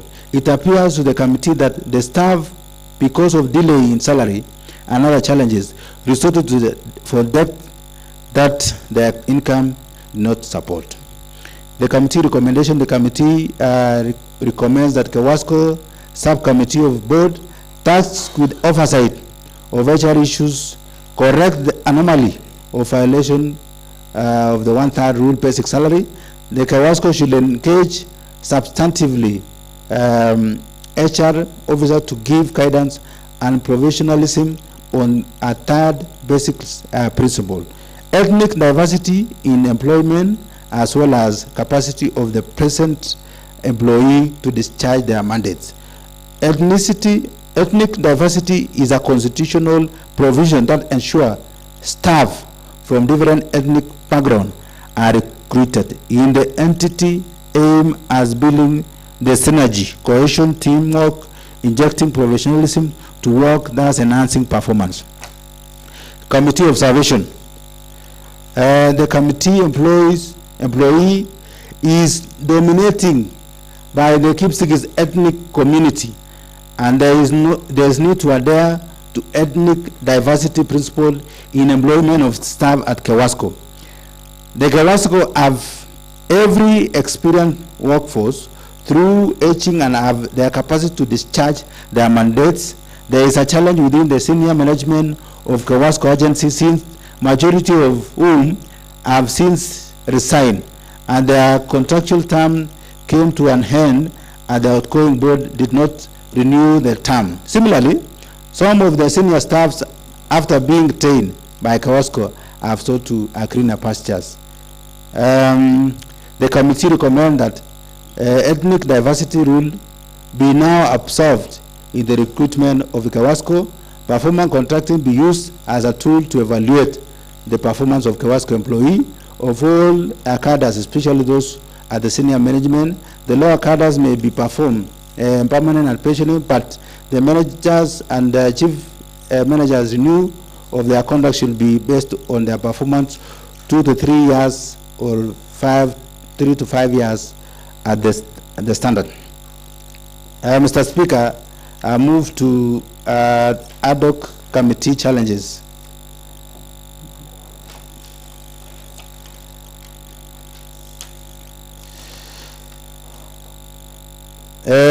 Logical issues. Logistically handle such as limited number of assembly vehicles, negativity. Those are obvious things, Mr. Speaker. This challenge the committee from conducting all the field visit to gather all important information that will have enabled the committee to come up with a comprehensive report that will be used to revive the positive performance of Kewasco. Hostility from the respondents. The hostility of some of the invited witnesses posed significant difficulty to the committee in obtaining the understanding of very crucial information regarding their terms of contact, and how they were even appointed to the various contractual top management grades in the company.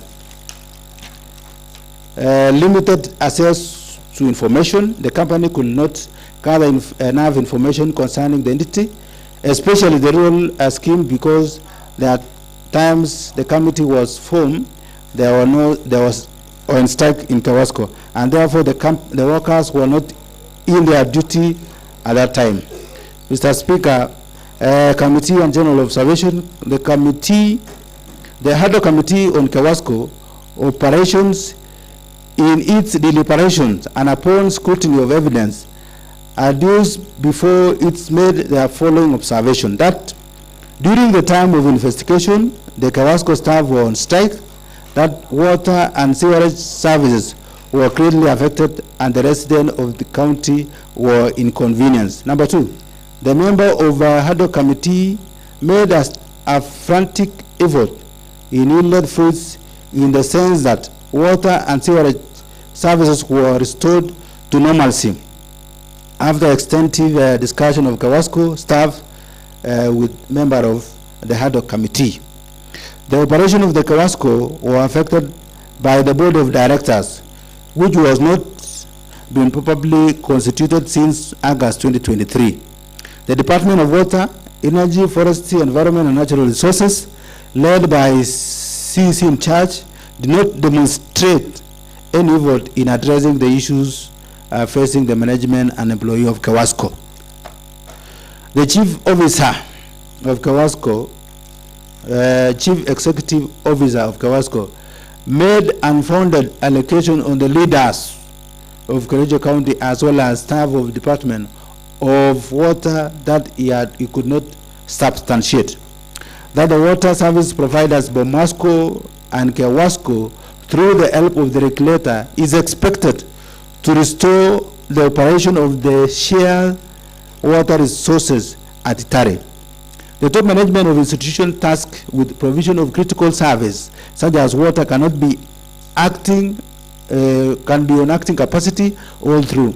For instance, out of 6 Kawasco managers, 4 are on the acting capacity. Mr. Speaker, the water police units based in Kisumu is a creation of Lake Victoria South, and they meet all the operation cost of the units to help cap vandalism, theft of meters, and deny access to meter reading, approved by Lake Victoria South CEO. Upon invitation by the scheme MD, raw water maintained at Cap Cheptoro in Kericho has been vandalized twice, and the police unit is actively following up the matter. Functional board of directors in is. You can have your seat, Honorable Eric B. A point of order from Honorable Vincent Correa.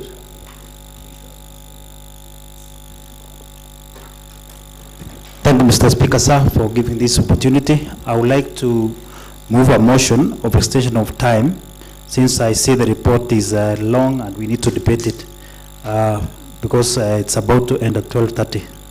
I would like Honorable Esron to second. Thank you. All right, thank you. Honorable Vincent, you didn't tell us you want to extend up to what time? Just clarify for the sake of... Thank you very much. I would like we extend up to the end of the report till we finish the report. Thank you. All right, thank you. Honorable Nziro Ngetich.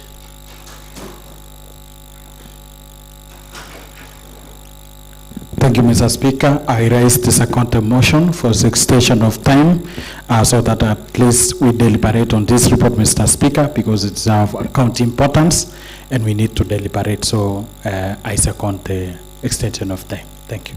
All right. So thank you.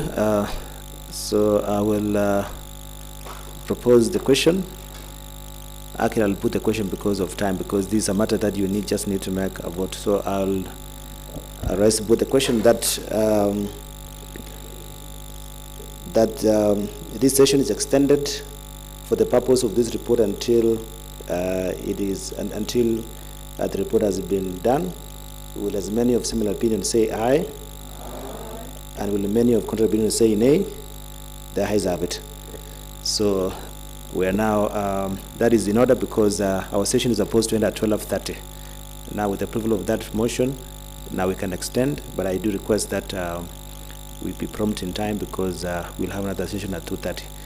So GIADO committee, you can proceed from where you left.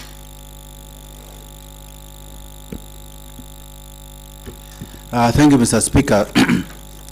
I'll move with speed to 11.0. That is a committee recommendation. Mr. Speaker, the ad hoc committee on Kawasco operation make the following recommendation. And we want to be very keen on this, Mr. Speaker.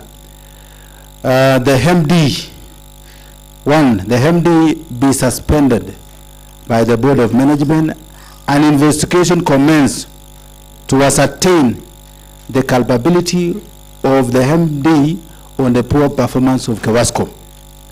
Mr. Speaker, secondly, the leakages and collaboration with the Department of Water, Environment, Forestry and Natural Resources and Kawasco be re-established to foster good working relations and restore donor confidence.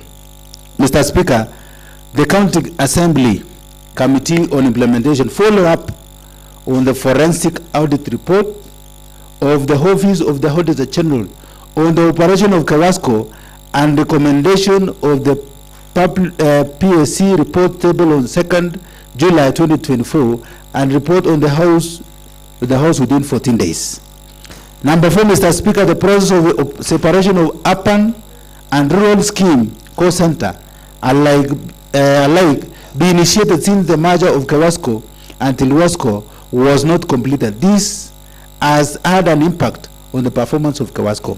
5, the Kawasco Board of Directors recruit competent, qualified staff to fill the vacant position at the water agency so as to drive the agenda and objective of the water agency.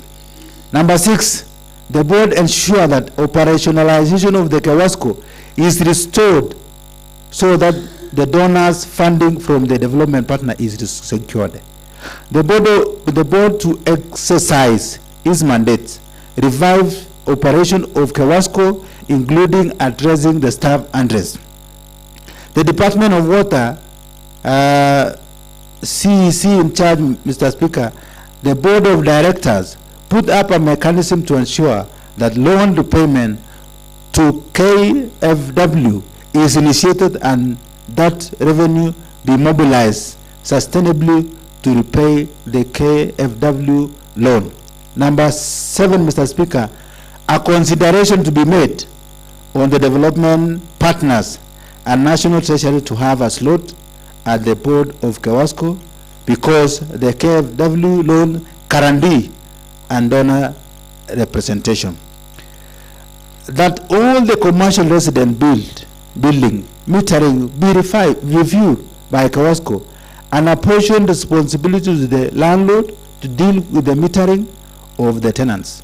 All staff in an acting capacity should have requisite qualification, more so senior position acting periods should be established and adhered to. The board of Kewasco evaluates the management, the staff of Kewasco, and appropriate restructuring be done to ensure efficiency. The excess staff redeployed to rural scheme and successfully county water project be handed over to Kewasco for purposes of expanding its income. The hedging workforce be requested for voluntary retirement so that new workforce be engaged to increase efficiency, thereby improving income for the Kewasco. The requisite qualification of MD be scrutinized to be well-rounded, including having knowledge in business and finance management and over 10 years experience is a business enterprise or water-related entity. The board assessed the performance of MD semi-annually against the performance and objectives of Kewasco. The MD be put to task on the reviews of performance contract of employees on a quarterly basis. The county government of Kericho, through the Department of Water, support Kewasco in distribution of water that remain underutilized in the new Kimungu. The government agency or department should promptly pay utility bills since they have budgeted for and they have utilized the water without interruption. Mr. Speaker, I go to the last one, Mr. Speaker, that is acknowledgement. Mr. Speaker, sir, allow me to take this opportunity to thank all the members of the ad hoc committee on Kewasco operations and all the witnesses who appeared to provide information on the operation of Kewasco. The committee is also grateful to Managing Director of Nyeri and Kewasco, including the Speaker, clerk, members and the staff of Nyeri and Kiambu County Assembly for networking and collaboration during the benchmarking visit to Nyeri and Kiambu Water and Sanitation Company. Mr. Speaker, sir, on behalf of the ad hoc committee, pursuant to Section 14 of the County Government Act 2012 and Standing Order number 107, it is my pleasant duty to present this House the ad hoc committee status report. That is the report, full report, Mr. Speaker, and on Kewasco operation and seek ask members to deliberate on the same, Mr. Speaker. Otherwise, thank you very much. I request Honorable Vincent, Mr. Speaker, to second. Thank you. Honorable Vincent. Thank you very much, Mr. Speaker, for giving me this opportunity to second this report. And before I second, I would like to mention some few things. Mr. Speaker, the result of this report is due to my committee, PAC, coming up with a report on Auditor General for the year 2021, 2022, 2022, and 2023. And for sure, Mr. Speaker, Kewasco is a company that is supposed to serve the people of Kericho County in provision of water services, as stated in the Article 43, 1D of the Constitution, where everyone has a right to water. Mr. Speaker, sir, as you see in the report, the very long report is as a result of the work that has been done precisely by the committee with the secretariat and even the assistance of the Office of the Speaker. Kewasco has been ailing and is sick in the bed.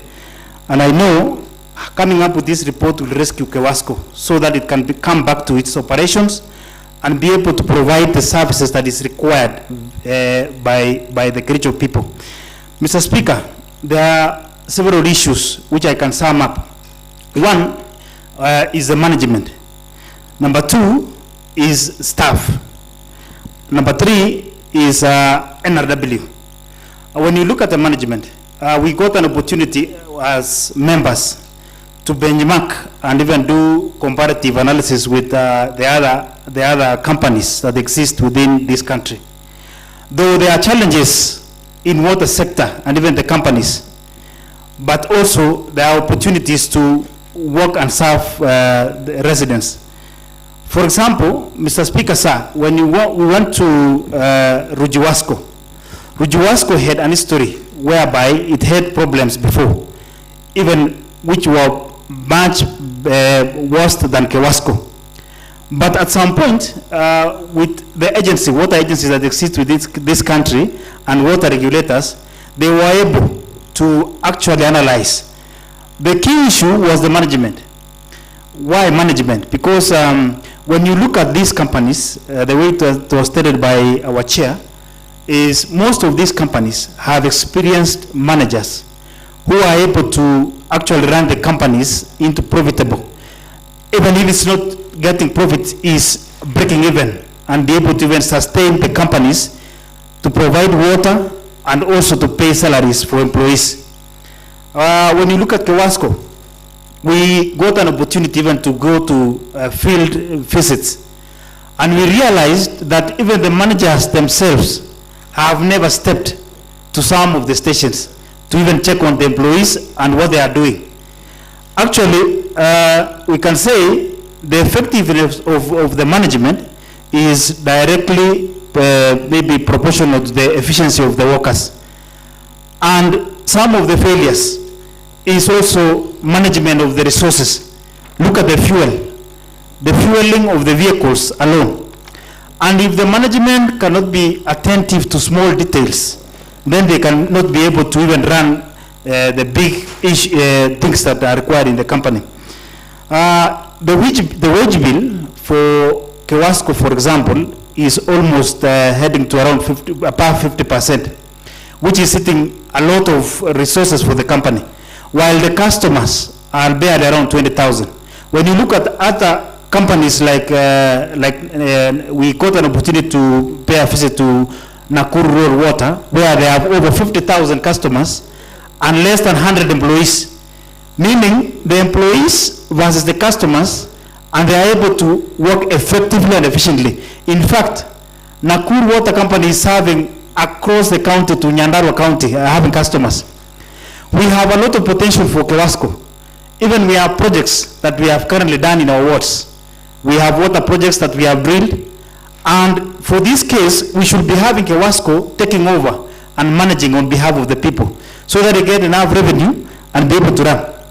But Mr. Speaker, I know that currently we have a board where there was a problem, and I believe the board will be able to take over and work together with the county government and also with us as a budget committee, so that we can be able to save this company, Kewasco. Mr. Speaker, sir, there were issues of Itare Water Company, where it's supposed to be serving Bureti. The issues of electricity again, whereby, like in where I serve, Londiani Ward, we have Kewasco running in that area. And currently electricity has been disconnected because of maybe non-payment. Maybe this is where now we need to engage, and even the CEC for water and the board should look at how to fund Kewasco and support it well so that it can be able to run. Mr. Speaker, sir, I don't want to take my time, but there are so many things that maybe we need to do as a county. including us. And the issue of budgeting, in our committee, we never saw any allocation. And maybe I propose that we have committee on implementation to follow up on the recommendation that we made as PAC and even in this report, and also committee on water to actually maybe have further discussion on this so that we can be able to have this company running. Look at the employees who have children in school, who need to eat food, to pay rent, and they don't have salaries. And this is a shame because employees statutory deduction alone have not been remitted for the last 11 months, which is a serious issue. In fact, it is a breach of the law. I believe that the new board will take over, work hand in hand with the county executive for water and also with the committee for water within the county assembly, so that they can be able to resolve the issues that are pending. Otherwise, Mr. Speaker, I would like to say that the committee did a very good job, plus the secretariat, and I do applaud that and the support that you gave us as a committee so that we can be able to come up with this very good report that can be implemented, and if it is followed up as I requested, the committee on implementation and committee on water, this report will be able to rescue Kewasco. Thank you very much. I second. So thank you so much. So now, honorable members, I now wish to propose the question that this House adopts the report of the ad hoc committee on the operations and management of Kewasco. The floor is open now for contribution. Honorable Martin Cheriot.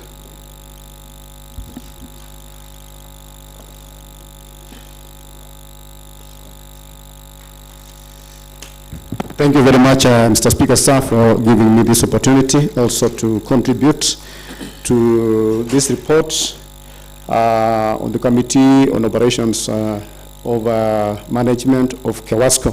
First, Mr. Speaker, let me commend the good work that the committee headed by Able Chairman, Honorable Eric B.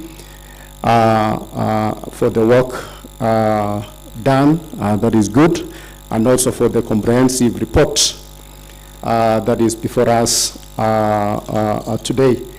Mr. Speaker, mine is I want to highlight on something that has been put down on recommendation concerning the work of the board. The board that is in place at the moment as of now, Mr. Speaker, that now the ball is on their side, and to work with the executive now so that they deliver on the recommendations that has been put down by this committee. I know, as we've seen, Mr. Speaker, there are so many challenges that are faced by Kewasco. And this report has come at this time, and for us to realize and to see that Kewasco is moving to the right direction is for the board and the executive to work together. There are so many challenges that needs to be addressed, mainly from personnel management to the non-revenue water, which as per this report, it stands at 53%, which is actually on a higher side. These are the things that needs to be addressed seriously so that Kewasco is able to come back and manage its affairs in a proper manner so that the people of our county gets the services that is of clean, safe drinking water. Apart from that, Mr. Speaker, the issues of salaries for the staff, which actually we are aware that it has been a problem, it has been a challenge that we are facing as this Kewasco is facing. We know that, Mr. Speaker, unmotivated staff cannot actually deliver. So the report has covered and has recommended that what has to be done. So I want to urge that today, as this House adopts the report, let all these recommendations that has been put here be implemented. And I want to urge the implementation committee also that it follows up with this report so that what has been put as recommendations can be able to address these challenges of salaries or personnel management and the rest. And also, there is something also about the payment of the loans, the KFW loans that are due, Mr. Speaker, by December. There's a point of order, Honorable Paul Chirchir. All right. Mr. Speaker, sir, I rise on a point of order, and as we've always said that we are a house of rules and procedures, I realize that there is no quorum to be able to discuss this very, very weighty and important motion, Mr. Speaker, sir. Thank you. And number two, I would like to be informed, Mr. Speaker, sir, on the duration of this ad hoc committee. There was an extension, and then after that extension, there was no extension. So I do not know whether we are legally or within the law to be able to table this report, or this House, first of all, should have extended the time for the ad hoc committee, then now introduce the motion for discussion by this Honorable House, Mr. Speaker, sir. I want to ask you that we follow the law so that we are procedural, Mr. Speaker, sir. Thank you. Thank you. You have raised two concerns, Honorable Paul Chirchir.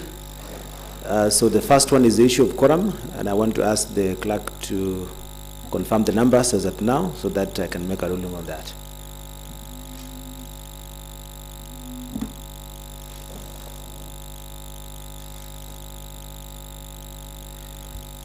Yeah, so there's no quorum. I will direct the chief whip that the bell be rung.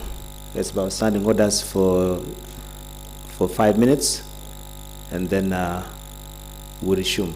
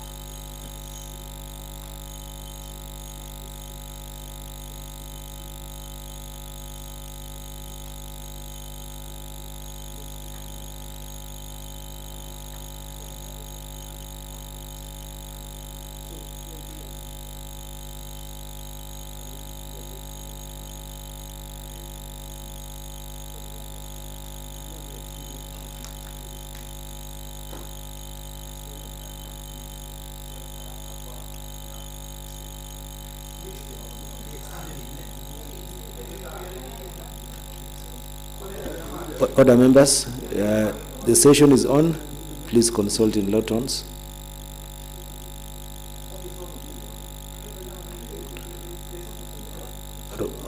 Honorable Peter Kemoy, please, order members. We're still on session, so if you must consult, please in low tones.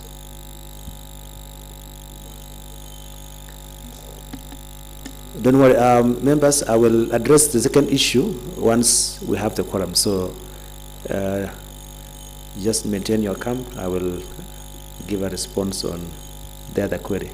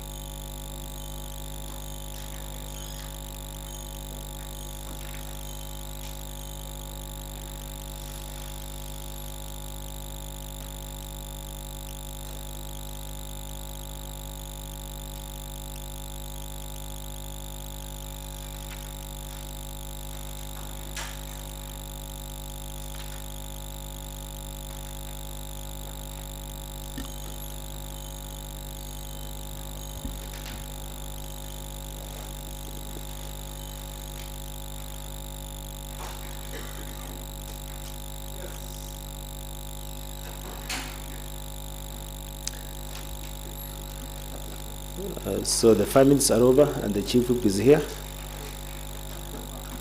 I want to confirm. I'll also ask the clerk again to confirm if we have now quorum.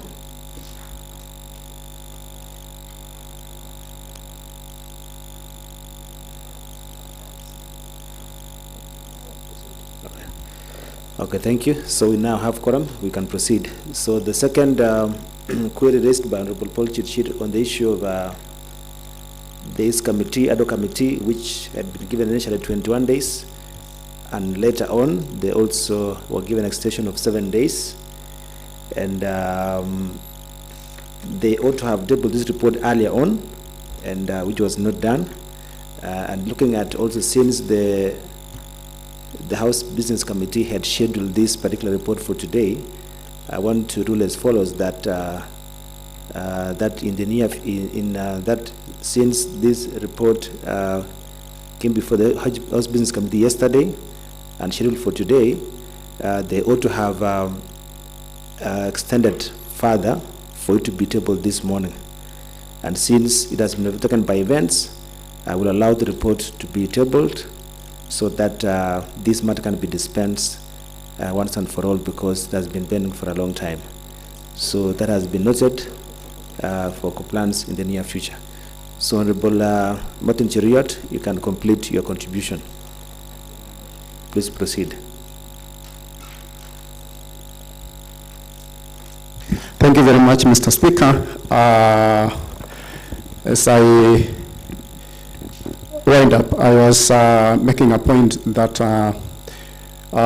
the KFW loans are due for payments by this December, the Honorable Speaker, and I was saying that in relation to the performance that now we expect from KEWASCO, that if how it has been performing continues, Mr. Speaker, we are seeing a situation maybe where we may not be able to fund the loan that is due in the next few months. So with the recommendations of this report, I want to believe that the board plus the executive being also oversighted by the implementation committee or by this house, should be able to make a turnaround for this company, so that the service delivery, the revenue also that is going to be realized can be able to sustain, to make the payments of salaries and also make the payments of loans. So I want to say this report, as it is, it bears a lot of very good recommendations, and we are looking forward to the board, to the executive, and all of us to implement this report, so that we have a company that is performing, and that will be of great importance and value to the residents of Kericho County in terms of provision of clean, safe drinking water. Thank you very much, Mr. Speaker. Thank you, Honorable Martin Cheriot.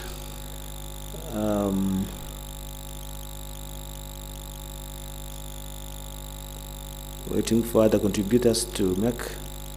Honorable Peter Kemoy. Then I'll give Honorable Ezron Cheriot, Ezron Kipngeno.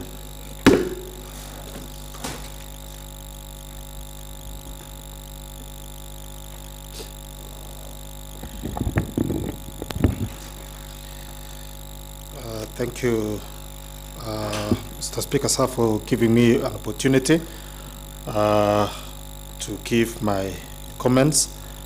And first of all, let me appreciate the chair for carrying out this exercise. It was not an easy job. It really needs a lot of consultation, and I must echo him for the good work that he has done. I think you have seen in the report that it is only upon the implementation to act upon it, so that we bring sanitize in KEWASCO. Otherwise, Mr. Speaker, sir, let me say that Kewasco, or the entire Kericho County, we should not be in a point of crying about the crisis in terms of water, because it is a blessed county where we have excess water. And it should be one of the projects that even can generate some revenue, though in the policy it says it is an earned revenue collection. But when you see and you compare to other counties, Kericho has the potential and it has a lot of water. So it is only in terms of the management which brings down the services of Kewasco. Mr. Speaker, sir, we do the findings, and when we went to Nyeri, we visit Nyeri Wasco. All these water companies, they started with a lot of challenges, but where they are now, they are doing a lot of positive to their counties. Nyeri Wasco, they have a standby car to address only non-revenue water. In case there is any leakage anywhere, they have a team to address that issue. Within a period of 6 hours, they have addressed and arrest if there is any leakage anywhere. So you see, they have gone to an extent even in Naruwasco, that is in Nakuru, where they service the rural. And it has gone to an extent that they are supplying water to the nearby county, which is Nyandarua County. So they are collecting a lot of revenue outside their county. So I think also Kewasco, they should pull up their socks and be focused on what they are doing. There are some other issues concerning the Kimuku Water Project. This project has a potential to supply water to almost more than 5 wards. And you see, as at now, they are producing 13 million cubic per day. But only consumption, as at now, we are consuming 6 million cubic. So you see, we have another 7 million, which is unused. So I think we have to see a way on how we can supply water to other areas so that we get revenue from here and they can sustain themselves, they can pay for their salary and other statutory deduction. The main challenge in Kewasco, because when we do our findings, I realize that the meter readings are very expensive in Kewasco. They are giving out at 5,000. When we go to Nyeri Wasco, they are giving out at 2,500. In Naruwasco, they are giving out at 1,500, which they increased recently. So I don't know what is so special with Kewasco until their meters are 5,000 shillings. So, and you see also, they have used the customer deposit. They have used their money to do other projects. And yet this account is not supposed to be used in any development. So I think there are some leakages and there are some challenges with Kewasco. I think we have raised all these issues. And we are requesting that you find most of the time Kewasco are crying that the department, they are not giving any subsidy. When we visited these 2 or 3 water companies, sorry, Mr. Speaker, sir, we realized that they don't get any support from the county as at now, because they are able to run by themselves, they are able to pay the salary, they are able to pay even for the chemicals they are using, and any other things. So Kewasco, they need to style up, and I think there was a challenge because the new board, it was not constituted by then. I hope and trust that the new board which has been put in place will do what is necessary. As at now, me being the chair in the water department, we'll sit down with the new board, we'll see, and I'll request the honorable members that maybe we'll make a final support. And from there, we are expecting that Kewasco should run by itself, because you cannot invest in something, Mr. Speaker, sir, and also that what you have invested, it comes also that needs allocation every now and then. So then there is no need to have such project.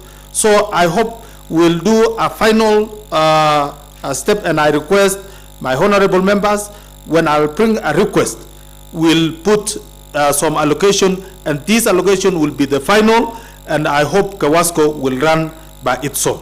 Thank you, Mr. Speaker, sir.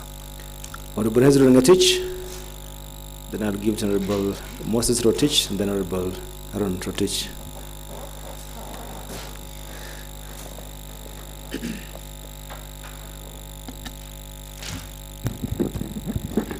Thank you, Honorable Speaker, for the opportunity of granted me, Mr. Speaker, so that I can rise and support the motion by Chairman Haddock Committee on Kewasco, Mr. Speaker. Mr. Speaker, first of all, Mr. Speaker, allow me to thank the committee for rigorous and tiresome work, Mr. Speaker, whereby they have pumped the midnight oil, travel across counties, valleys, and mountains, Mr. Speaker, in ensuring that to get the best practices, Mr. Speaker, so that when they are doing recommendation, they recommend passing on the best practices, Mr. Speaker. Mr. Speaker, Kewasco is one of the Kericho County government organs, Mr. Speaker, which is underperforming organ, Mr. Speaker. Mr. Speaker, this county, Mr. Speaker, has several organs, Mr. Speaker. We have Kewasco, we have Kabianga Tea, we have Kipkelian Coffee, Mr. Speaker, and all these organs, Mr. Speaker, which are fully and wholly owned by our county, Mr. Speaker, all are derailing, or they are not performing as expected, Mr. Speaker. And when we look at critically, what is the challenge facing these organs, Mr. Speaker? You will summarize, Mr. Speaker, and note that everything is leadership in this organization, Mr. Speaker. Mr. Speaker, when you get a case study of Kewasco, Mr. Speaker, you cannot, Mr. Speaker, expect Kewasco to be performing the way it is, and yet, Mr. Speaker, it is a service provider, Mr. Speaker. It's not a profit-making organization, Mr. Speaker. In fact, Mr. Speaker, they are getting water. They are selling water on profit, but they are making loss, Mr. Speaker. So, Mr. Speaker, some of the challenges which has been enumerated by the committee, Mr. Speaker, are things which need to be seriously relooked, Mr. Speaker. And this is not the first time we are talking about Kewasco. Last time, Mr. Speaker, they had a challenge whereby they were not even able to pay the workers, Mr. Speaker, until we allocated almost 40 million in this house, Mr. Speaker, to bail them, Mr. Speaker.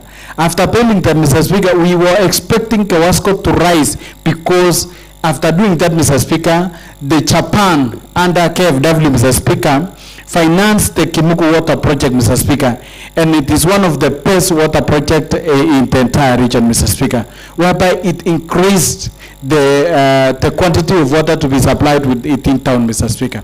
After doing the same, Mr. Speaker, we were expecting now, Mr. Speaker, with the increase of volume, Mr. Speaker, an expansion of the catchment areas or the supply areas, Mr. Speaker, we are expecting now the the insolvency to go up, to diminish, Mr. Speaker. But it is continuing to diminish, Mr. Speaker. Mr. Speaker, we were expecting even the management of Kawasco to address the issue of leakages, Mr. Speaker. Because, Mr. Speaker, after all those were done, instead of supplying the water to uncovered areas, Mr. Speaker, we were expecting that they will replace the leakaging pipes so that we can save on wastage of water, Mr. Speaker. Mr. Speaker, I think what has been enumerated, the challenges which are facing Kawasco, Mr. Speaker, I think if we pass this report, we are expecting the executive to act on this report, Mr. Speaker. If they will strictly act on this report, Mr. Speaker, because this committee went on their way to ensure that they find the challenges facing, they find the recommendation. So we are expecting the executive to implement this report, Mr. Speaker. The problem with this county, Mr. Speaker, is the link between the executive and the assembly, Mr. Speaker. Whatever legislation we are doing, whatever the proposal, whatever the recommendation we are making, Mr. Speaker, it cannot find its way to be, Mr. Speaker, to be implemented on the other side. And yet we have used a lot of energy, a lot of resources in coming out with the best recommendation, Mr. Speaker. I want to use a case study, Mr. Speaker, before when we were the first ad hoc committee, which was sought by Honorable Dominic from Kabianga on the issues affecting Kabianga Tea Farm. We came up with the best recommendation and best report, Mr. Speaker, that for Kabianga Tea Farm to continue making profit, Mr. Speaker, we wanted, we had a recommendation because we had visited Kangata. There is a factory called Kangaita in Kirinyaga, Mr. Speaker, whereby, Mr. Speaker, it's an organ like this, but they have went their way and made a specialty tea factory, Mr. Speaker, where they were making profit, Mr. Speaker.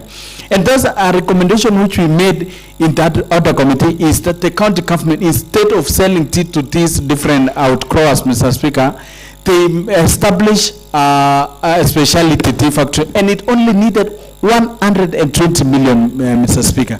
So, Mr. Speaker, that was the best recommendation. So when the governor was coming up with the strategic intervention program, Mr. Speaker, of ensuring that among the strategic intervention program was the Ms. Miller, which didn't have a proper public administration, another water project in Pureti, Mr. Speaker, and they failed, Mr. Speaker, to include Kabianga Tea Farm to establish a specialty tea, which have seen this county making more profit, Mr. Speaker. So, Mr. Speaker, those are the issues, Mr. Speaker, which makes us sometimes demoralize us in whatever we are doing.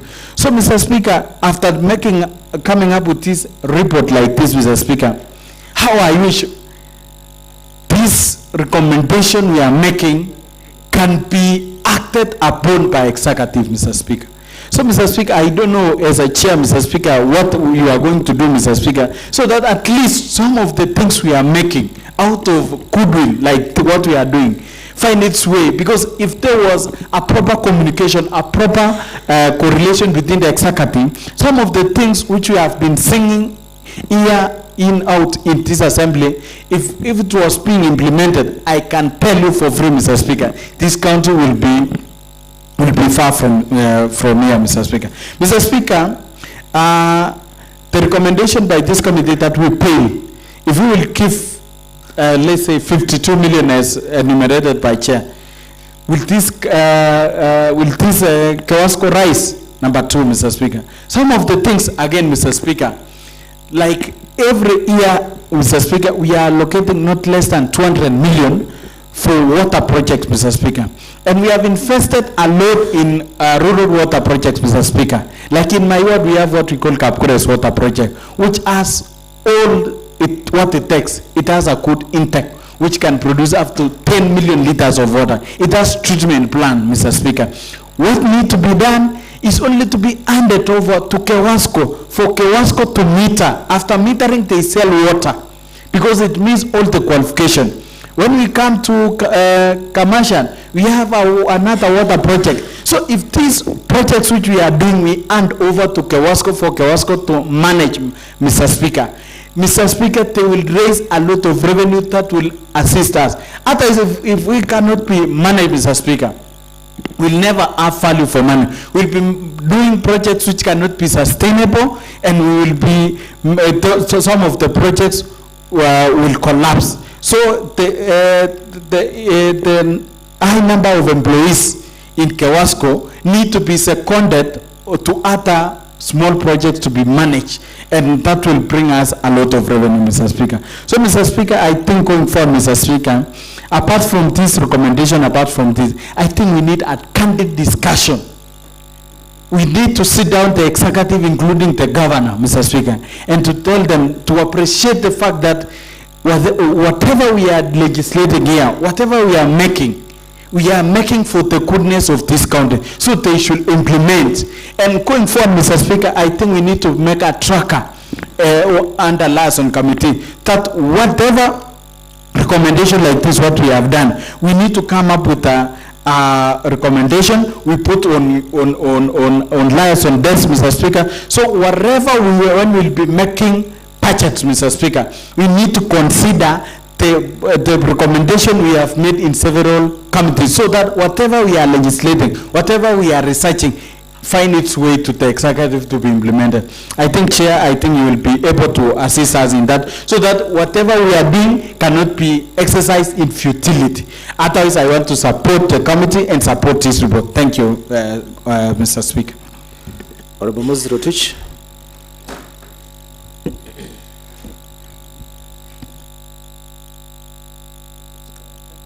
Mr. Speaker, for giving me this opportunity to contribute to this other committee report on Kewasco.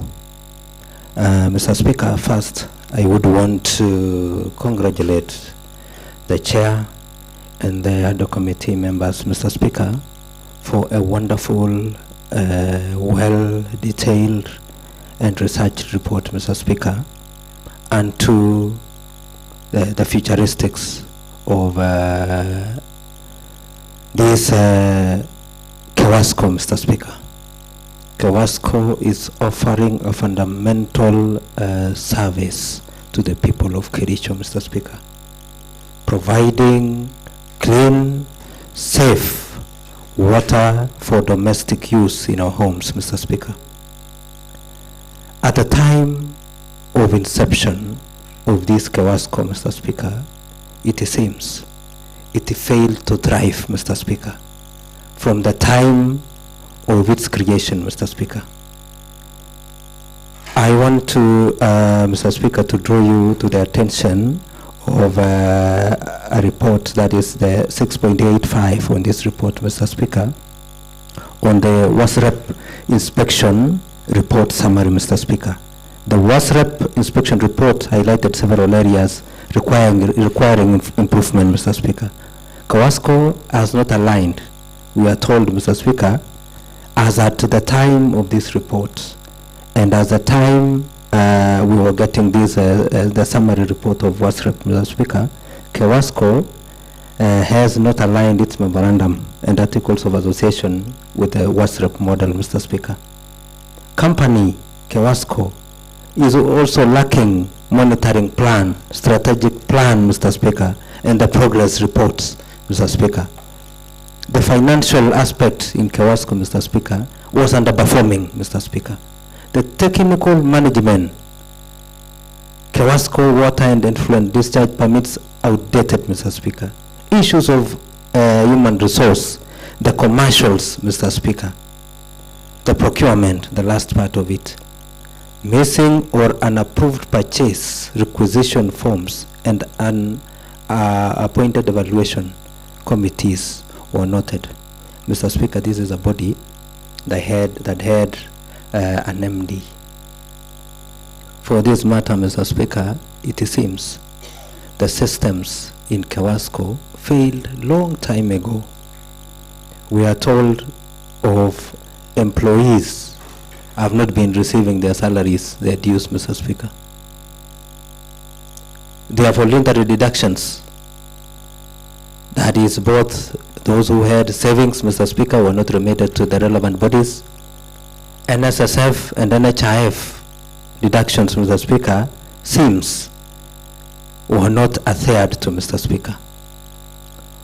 We had shown a lot of hope and a lot of mission in resuscitating Kewasco. I remember in a financial year, we allocated some money to revive Kewasco, Mr. Speaker. But it seems again, it is FTT failing to thrive to meet the needs of our people, Mr. Speaker. It is time that proper surgical operation be conducted in this body, Mr. Speaker. We have a new board of management, Mr. Speaker. It is prudent, Mr. Speaker, that going into the future, we need to rethink, reevaluate, and recheck the committee on water, Mr. Speaker, from this county assembly, chaired by Honorable Peter Kemoy, Mr. Speaker.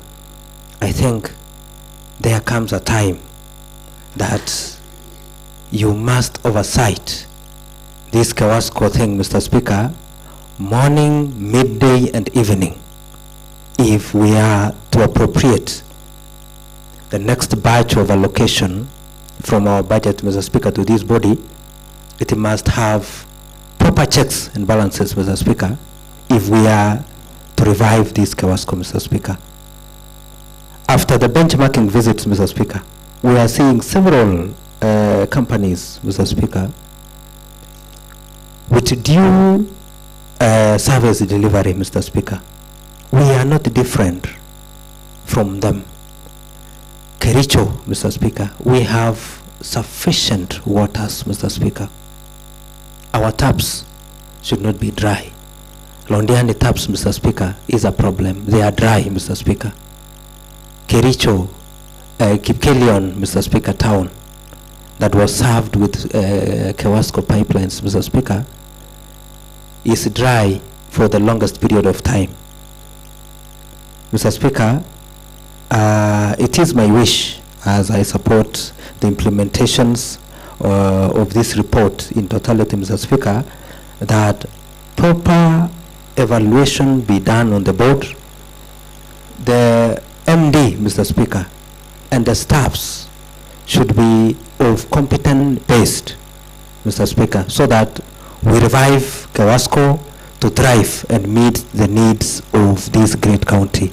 Otherwise, Mr. Speaker, as we implement on water budget in our wards, Mr. Speaker, if we had a functional body, Mr. Speaker, right away, I have done 5 bowls in Tantano, Mr. Speaker, with the largest water volume, one producing up to 30 cubic per hour, Mr. Speaker. It is prudent that if we had a body, a functional Kewasco, Mr. Speaker, it would have taken up management of these boreholes, Mr. Speaker, raise, though it is a non-profit making entity, Mr. Speaker, but they can create surplus to meet its needs, Mr. Speaker, and also offer service of education to the community, Mr. Speaker, offer service of management, so that our boreholes and our water sources, both the borehole water and the surface water, Mr. Speaker, gets proper utility and proper management. With those contributions, Mr. Speaker, I wish to thank the committee, Mr. Speaker, for a wonderful job. And on behalf of the great people of Tandano, Mr. Speaker, thank you so much for this opportunity. Thank you. Honorable Bol Chirchir.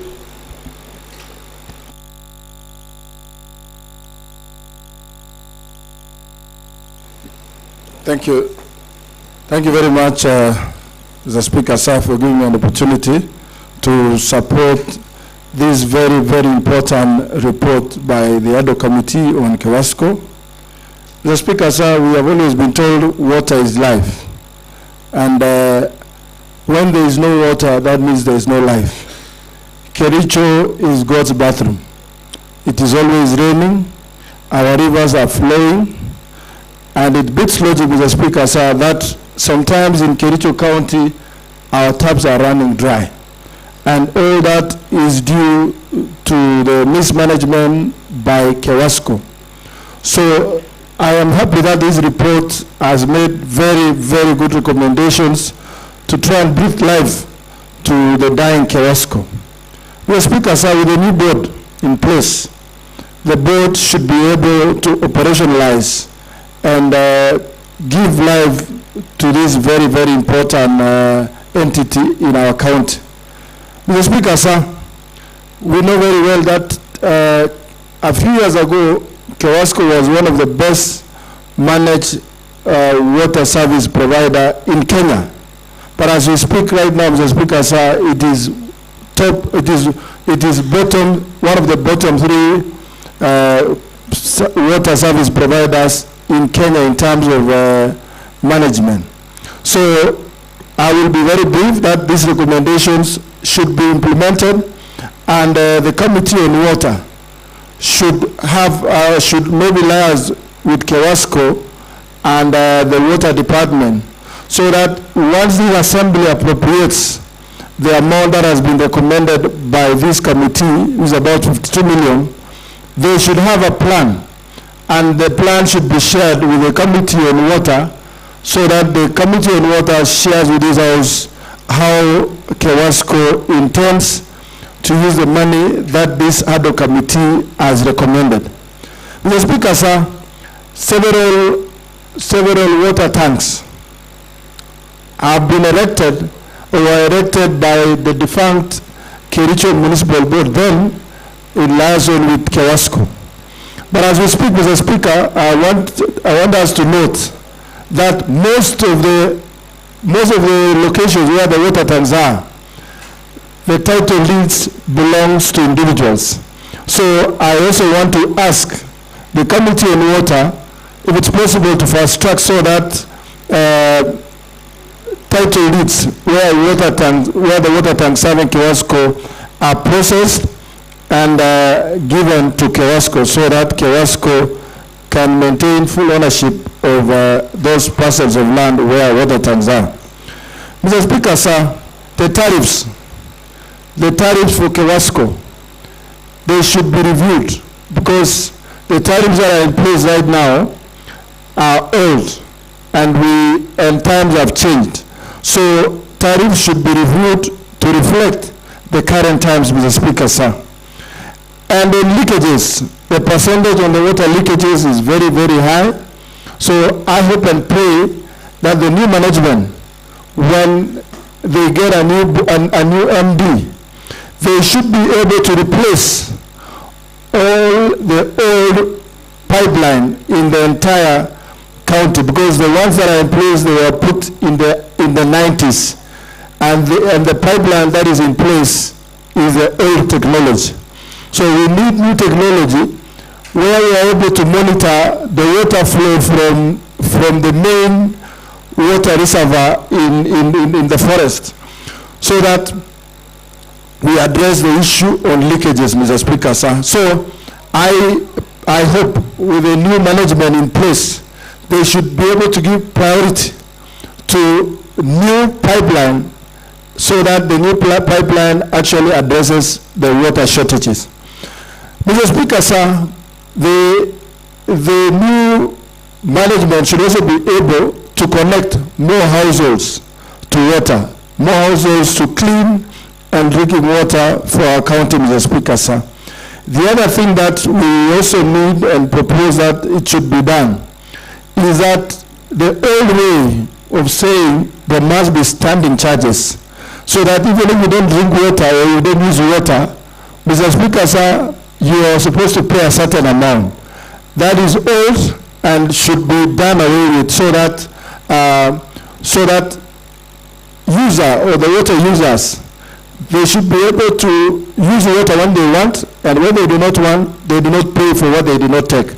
So I am happy and I trust the new Board of Management that they'll be able to address all those issues. Mr. Speaker, sir, I do not have much to add on to that, but to laud the committee for doing an excellent and a wonderful job. And as this honorable house approves this report, I hope the implementation committee and the water committee, they should be able to make sure that this report is implemented fully. Mr. Speaker, sir, if they implement this report, the strikes, the water shortage in Kericho will be addressed, and our residents will be a happy population, Mr. Speaker, sir. So I thank you, and I support the motion. Thank you, Mr. Speaker. Thank you so much. I'll give the last two people before I give the move of the motion to reply. So I'll give it to Edna Tanui, and then Honorable Philip Mutai will close as we come to conclusion.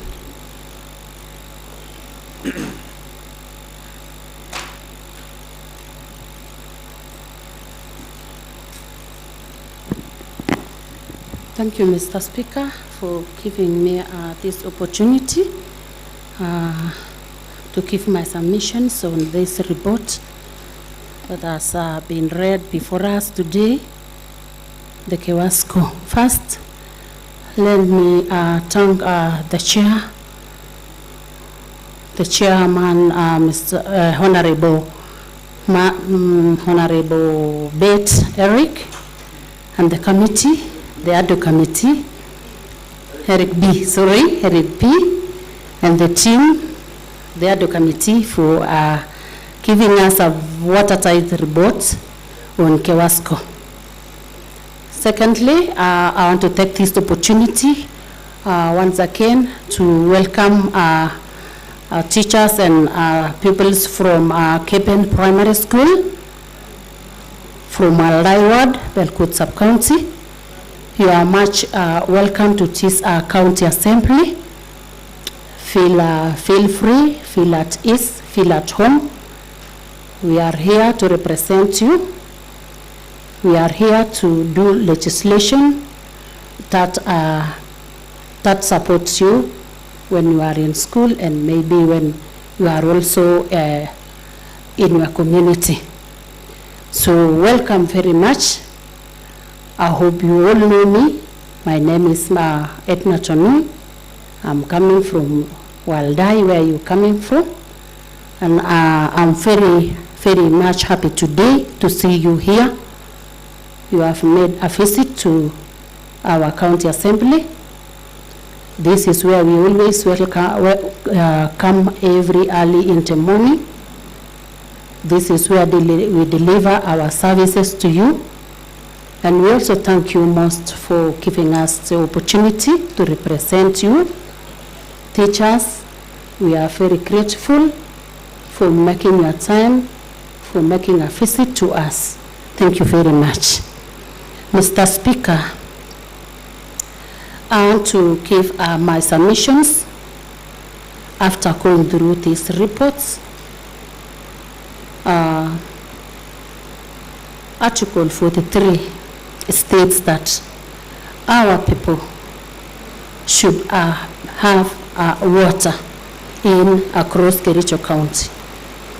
And Mr. Speaker, it's still worrying to us, the people of Kericho County, when we have a whole KEWASCO, which is supposed to supply us water across Kericho,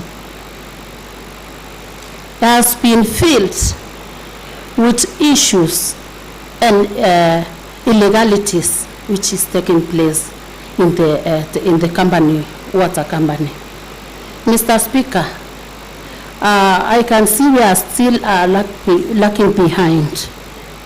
As leaders of Kericho County, we still need to style up on the way we take our works. we are still behind in many things. But I want to applaud our honorable members of Kericho County Assembly because they have made their decision to streamline all illegalities and irregularities taking place in Kericho County.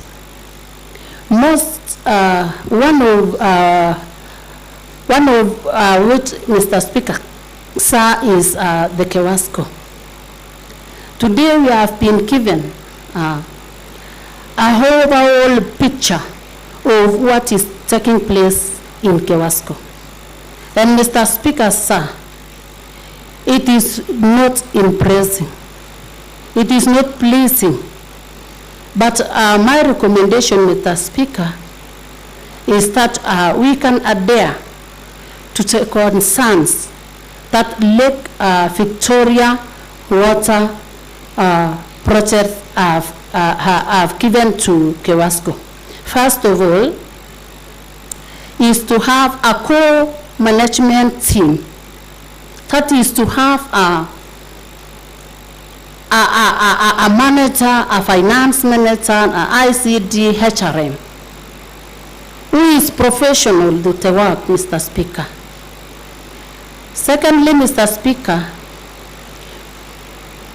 Lake Victoria Water Project states that the Kewasco must have a valid tariff, valid licensing of Kewasco to be able to work efficiently without problems, Mr. Speaker. There is an issue also, Mr. Speaker, on the non-revenue water. It is rampant in Kericho County, Mr. Speaker. And you see, if there is non-revenue water, that definitely it ends up that we don't even pay bills. They don't pay bills, they don't pay salaries. But if only we come up with proper implementation to this Kewasco water, we will be in a position to collect revenue that will be able to pay salaries to the workers. That and mostly, and last, Mr. Speaker, we were given, the committee made a visit to Sosiot. As a member of County Assembly coming from Sosiot, it is my first time today to know that there is an office, an operation office which is in Sosiot, but there is no water. We have never had water. We don't even have a drop of water at Sosiot for Kewasco. It's my submission, Mr. Speaker, that the water committee to revisit Sosiot once again and do proper investigation and give us reports if this Kewasco's water is existing in Sosiot. Even the hospital, the facility itself, did not even have a one tap water from Kewasco. Where does this name Sosiot comes from? So, Mr. Speaker, sir, I raise my concern and I extend my request to the Department of Water to do the same as I had requested. Mr. Speaker, thank you very much, and thank you for the report. Honorable Philip Mutai.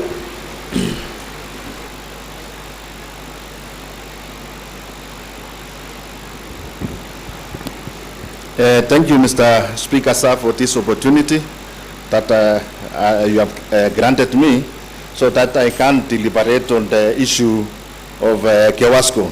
First, I just want to, I have been tasked by my good friend, the member of County Assembly representing the great people of Waldai, to welcome on his behalf the students of Kepen Secondary School.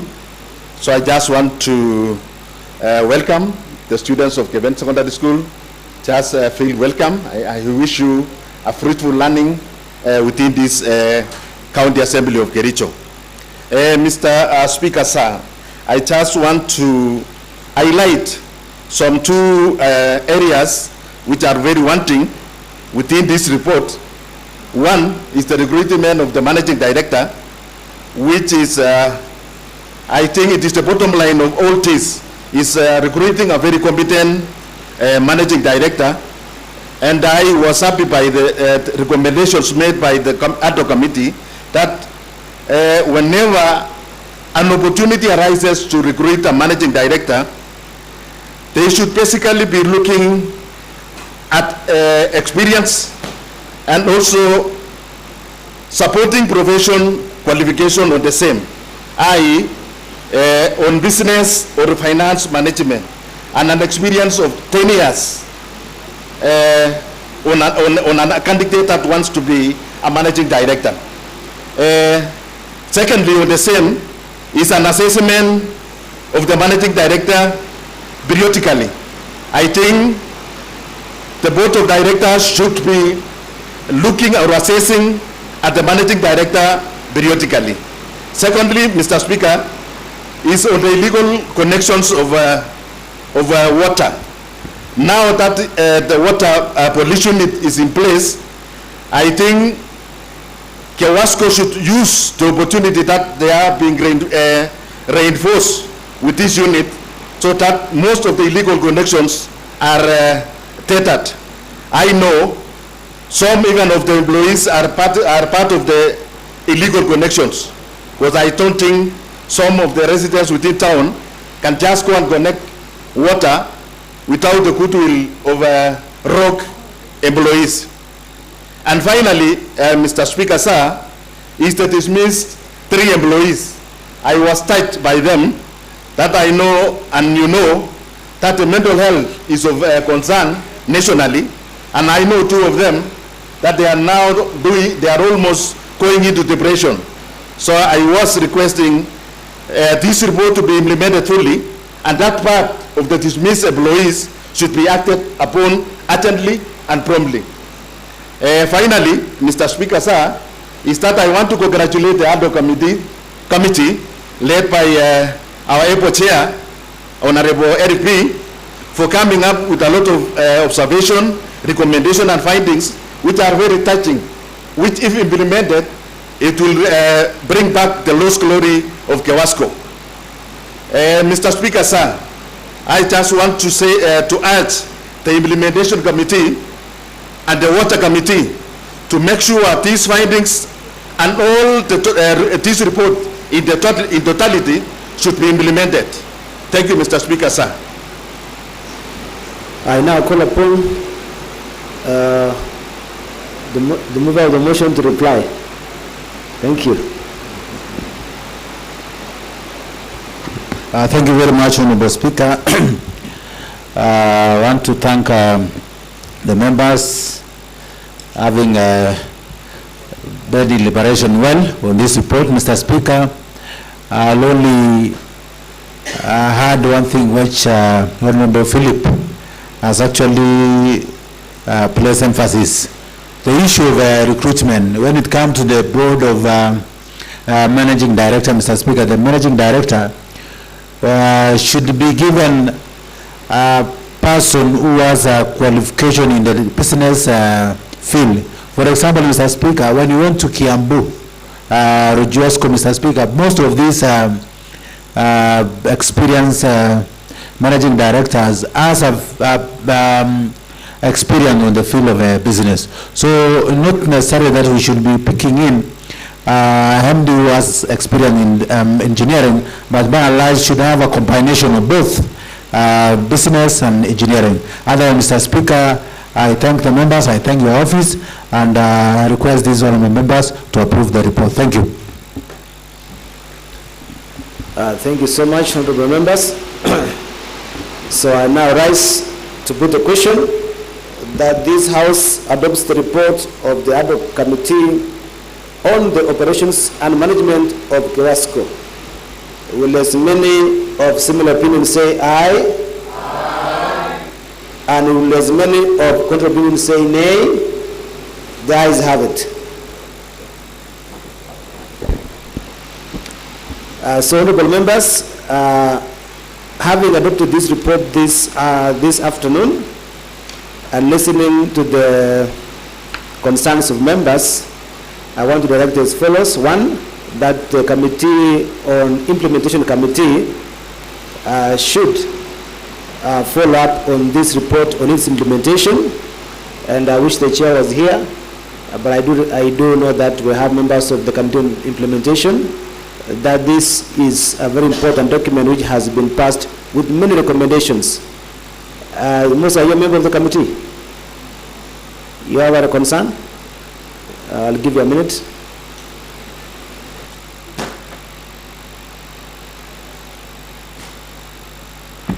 Thank you so much, Mr. Speaker, for giving me this opportunity once more. Mr. Speaker, we have passed in the floor of this House many reports, Mr. Speaker, that is forming archives in our county assembly, Mr. Speaker. It is a concern that taxpayers' money, Mr. Speaker, are being used to fund members, Mr. Speaker, to generate a report that is going to form part of archives, Mr. Speaker. It is a privilege, Mr. Speaker, that you chair liaison committee. That is a caucus of all chairs, Mr. Speaker, of sectorial committees. It is prudent, Mr. Speaker, that as one of your responsibilities as the chair of liaison committee, Mr. Speaker, you expedite or look for a mechanism, Mr. Speaker, so that we revisit the committee recommendations that needed to have been implemented, Mr. Speaker, and get again a report back to this House, Mr. Speaker, for purposes of progress. Some of these reports, Mr. Speaker, especially for health and the basic human needs, Mr. Speaker. That is the health, the water, the roads, the employment, Mr. Speaker. If I draw your attention, Mr. Speaker, on the replacements of retired staffs, Mr. Speaker. The report, again, is in the archives, Mr. Speaker. So it is my considered opinion, Mr. Speaker, that you look at it as the chair liaison. Thank you so much, Mr. Speaker. Thank you, Honorable Mosrotich, for that important input, and I do agree with you on the number of reports which are yet to be implemented. Rightly put is that I want to direct that the clerk of the clerk at the table to compile a list of all resolutions of all the House that have been passed by this House, a tracker of the same, which should be given to the liaison committee for the next meeting, of which I'm the chair of the liaison committee, to come and look at all the pending House resolutions and reports, so that at the liaison committee level we will make a ruling on how to implement all those, including of this report for today. My second directive is that to the chair the chair of water committee, who is here today, chair water committee, and your committee. This is very important. That I'm aware that we have a new board now, and since the new board is existing as we speak, and we have a report like this, it is my directive that you take this report and you invite them, you invite the new board to this assembly, have a discussion about this report. You go through with them and let them make a commitment before the committee on what they can do, so that we have a discussion. So this is the water committee. So Chair, this report now will be on your table. So you make an invite to the whole board of Kawasco, the new board, and have a discussion, so that as we wait for the committee to look at other issues, you can walk through with them on this report, because it's very important. So Chair, please note that, and do make arrangements to invite the new board for a discussion to ensure that Kawasco is on its recovery strategy. So, honorable members, that is it. So, there being no other business, this assembly stands adjourned until 2:30 p.m. today. Thank you.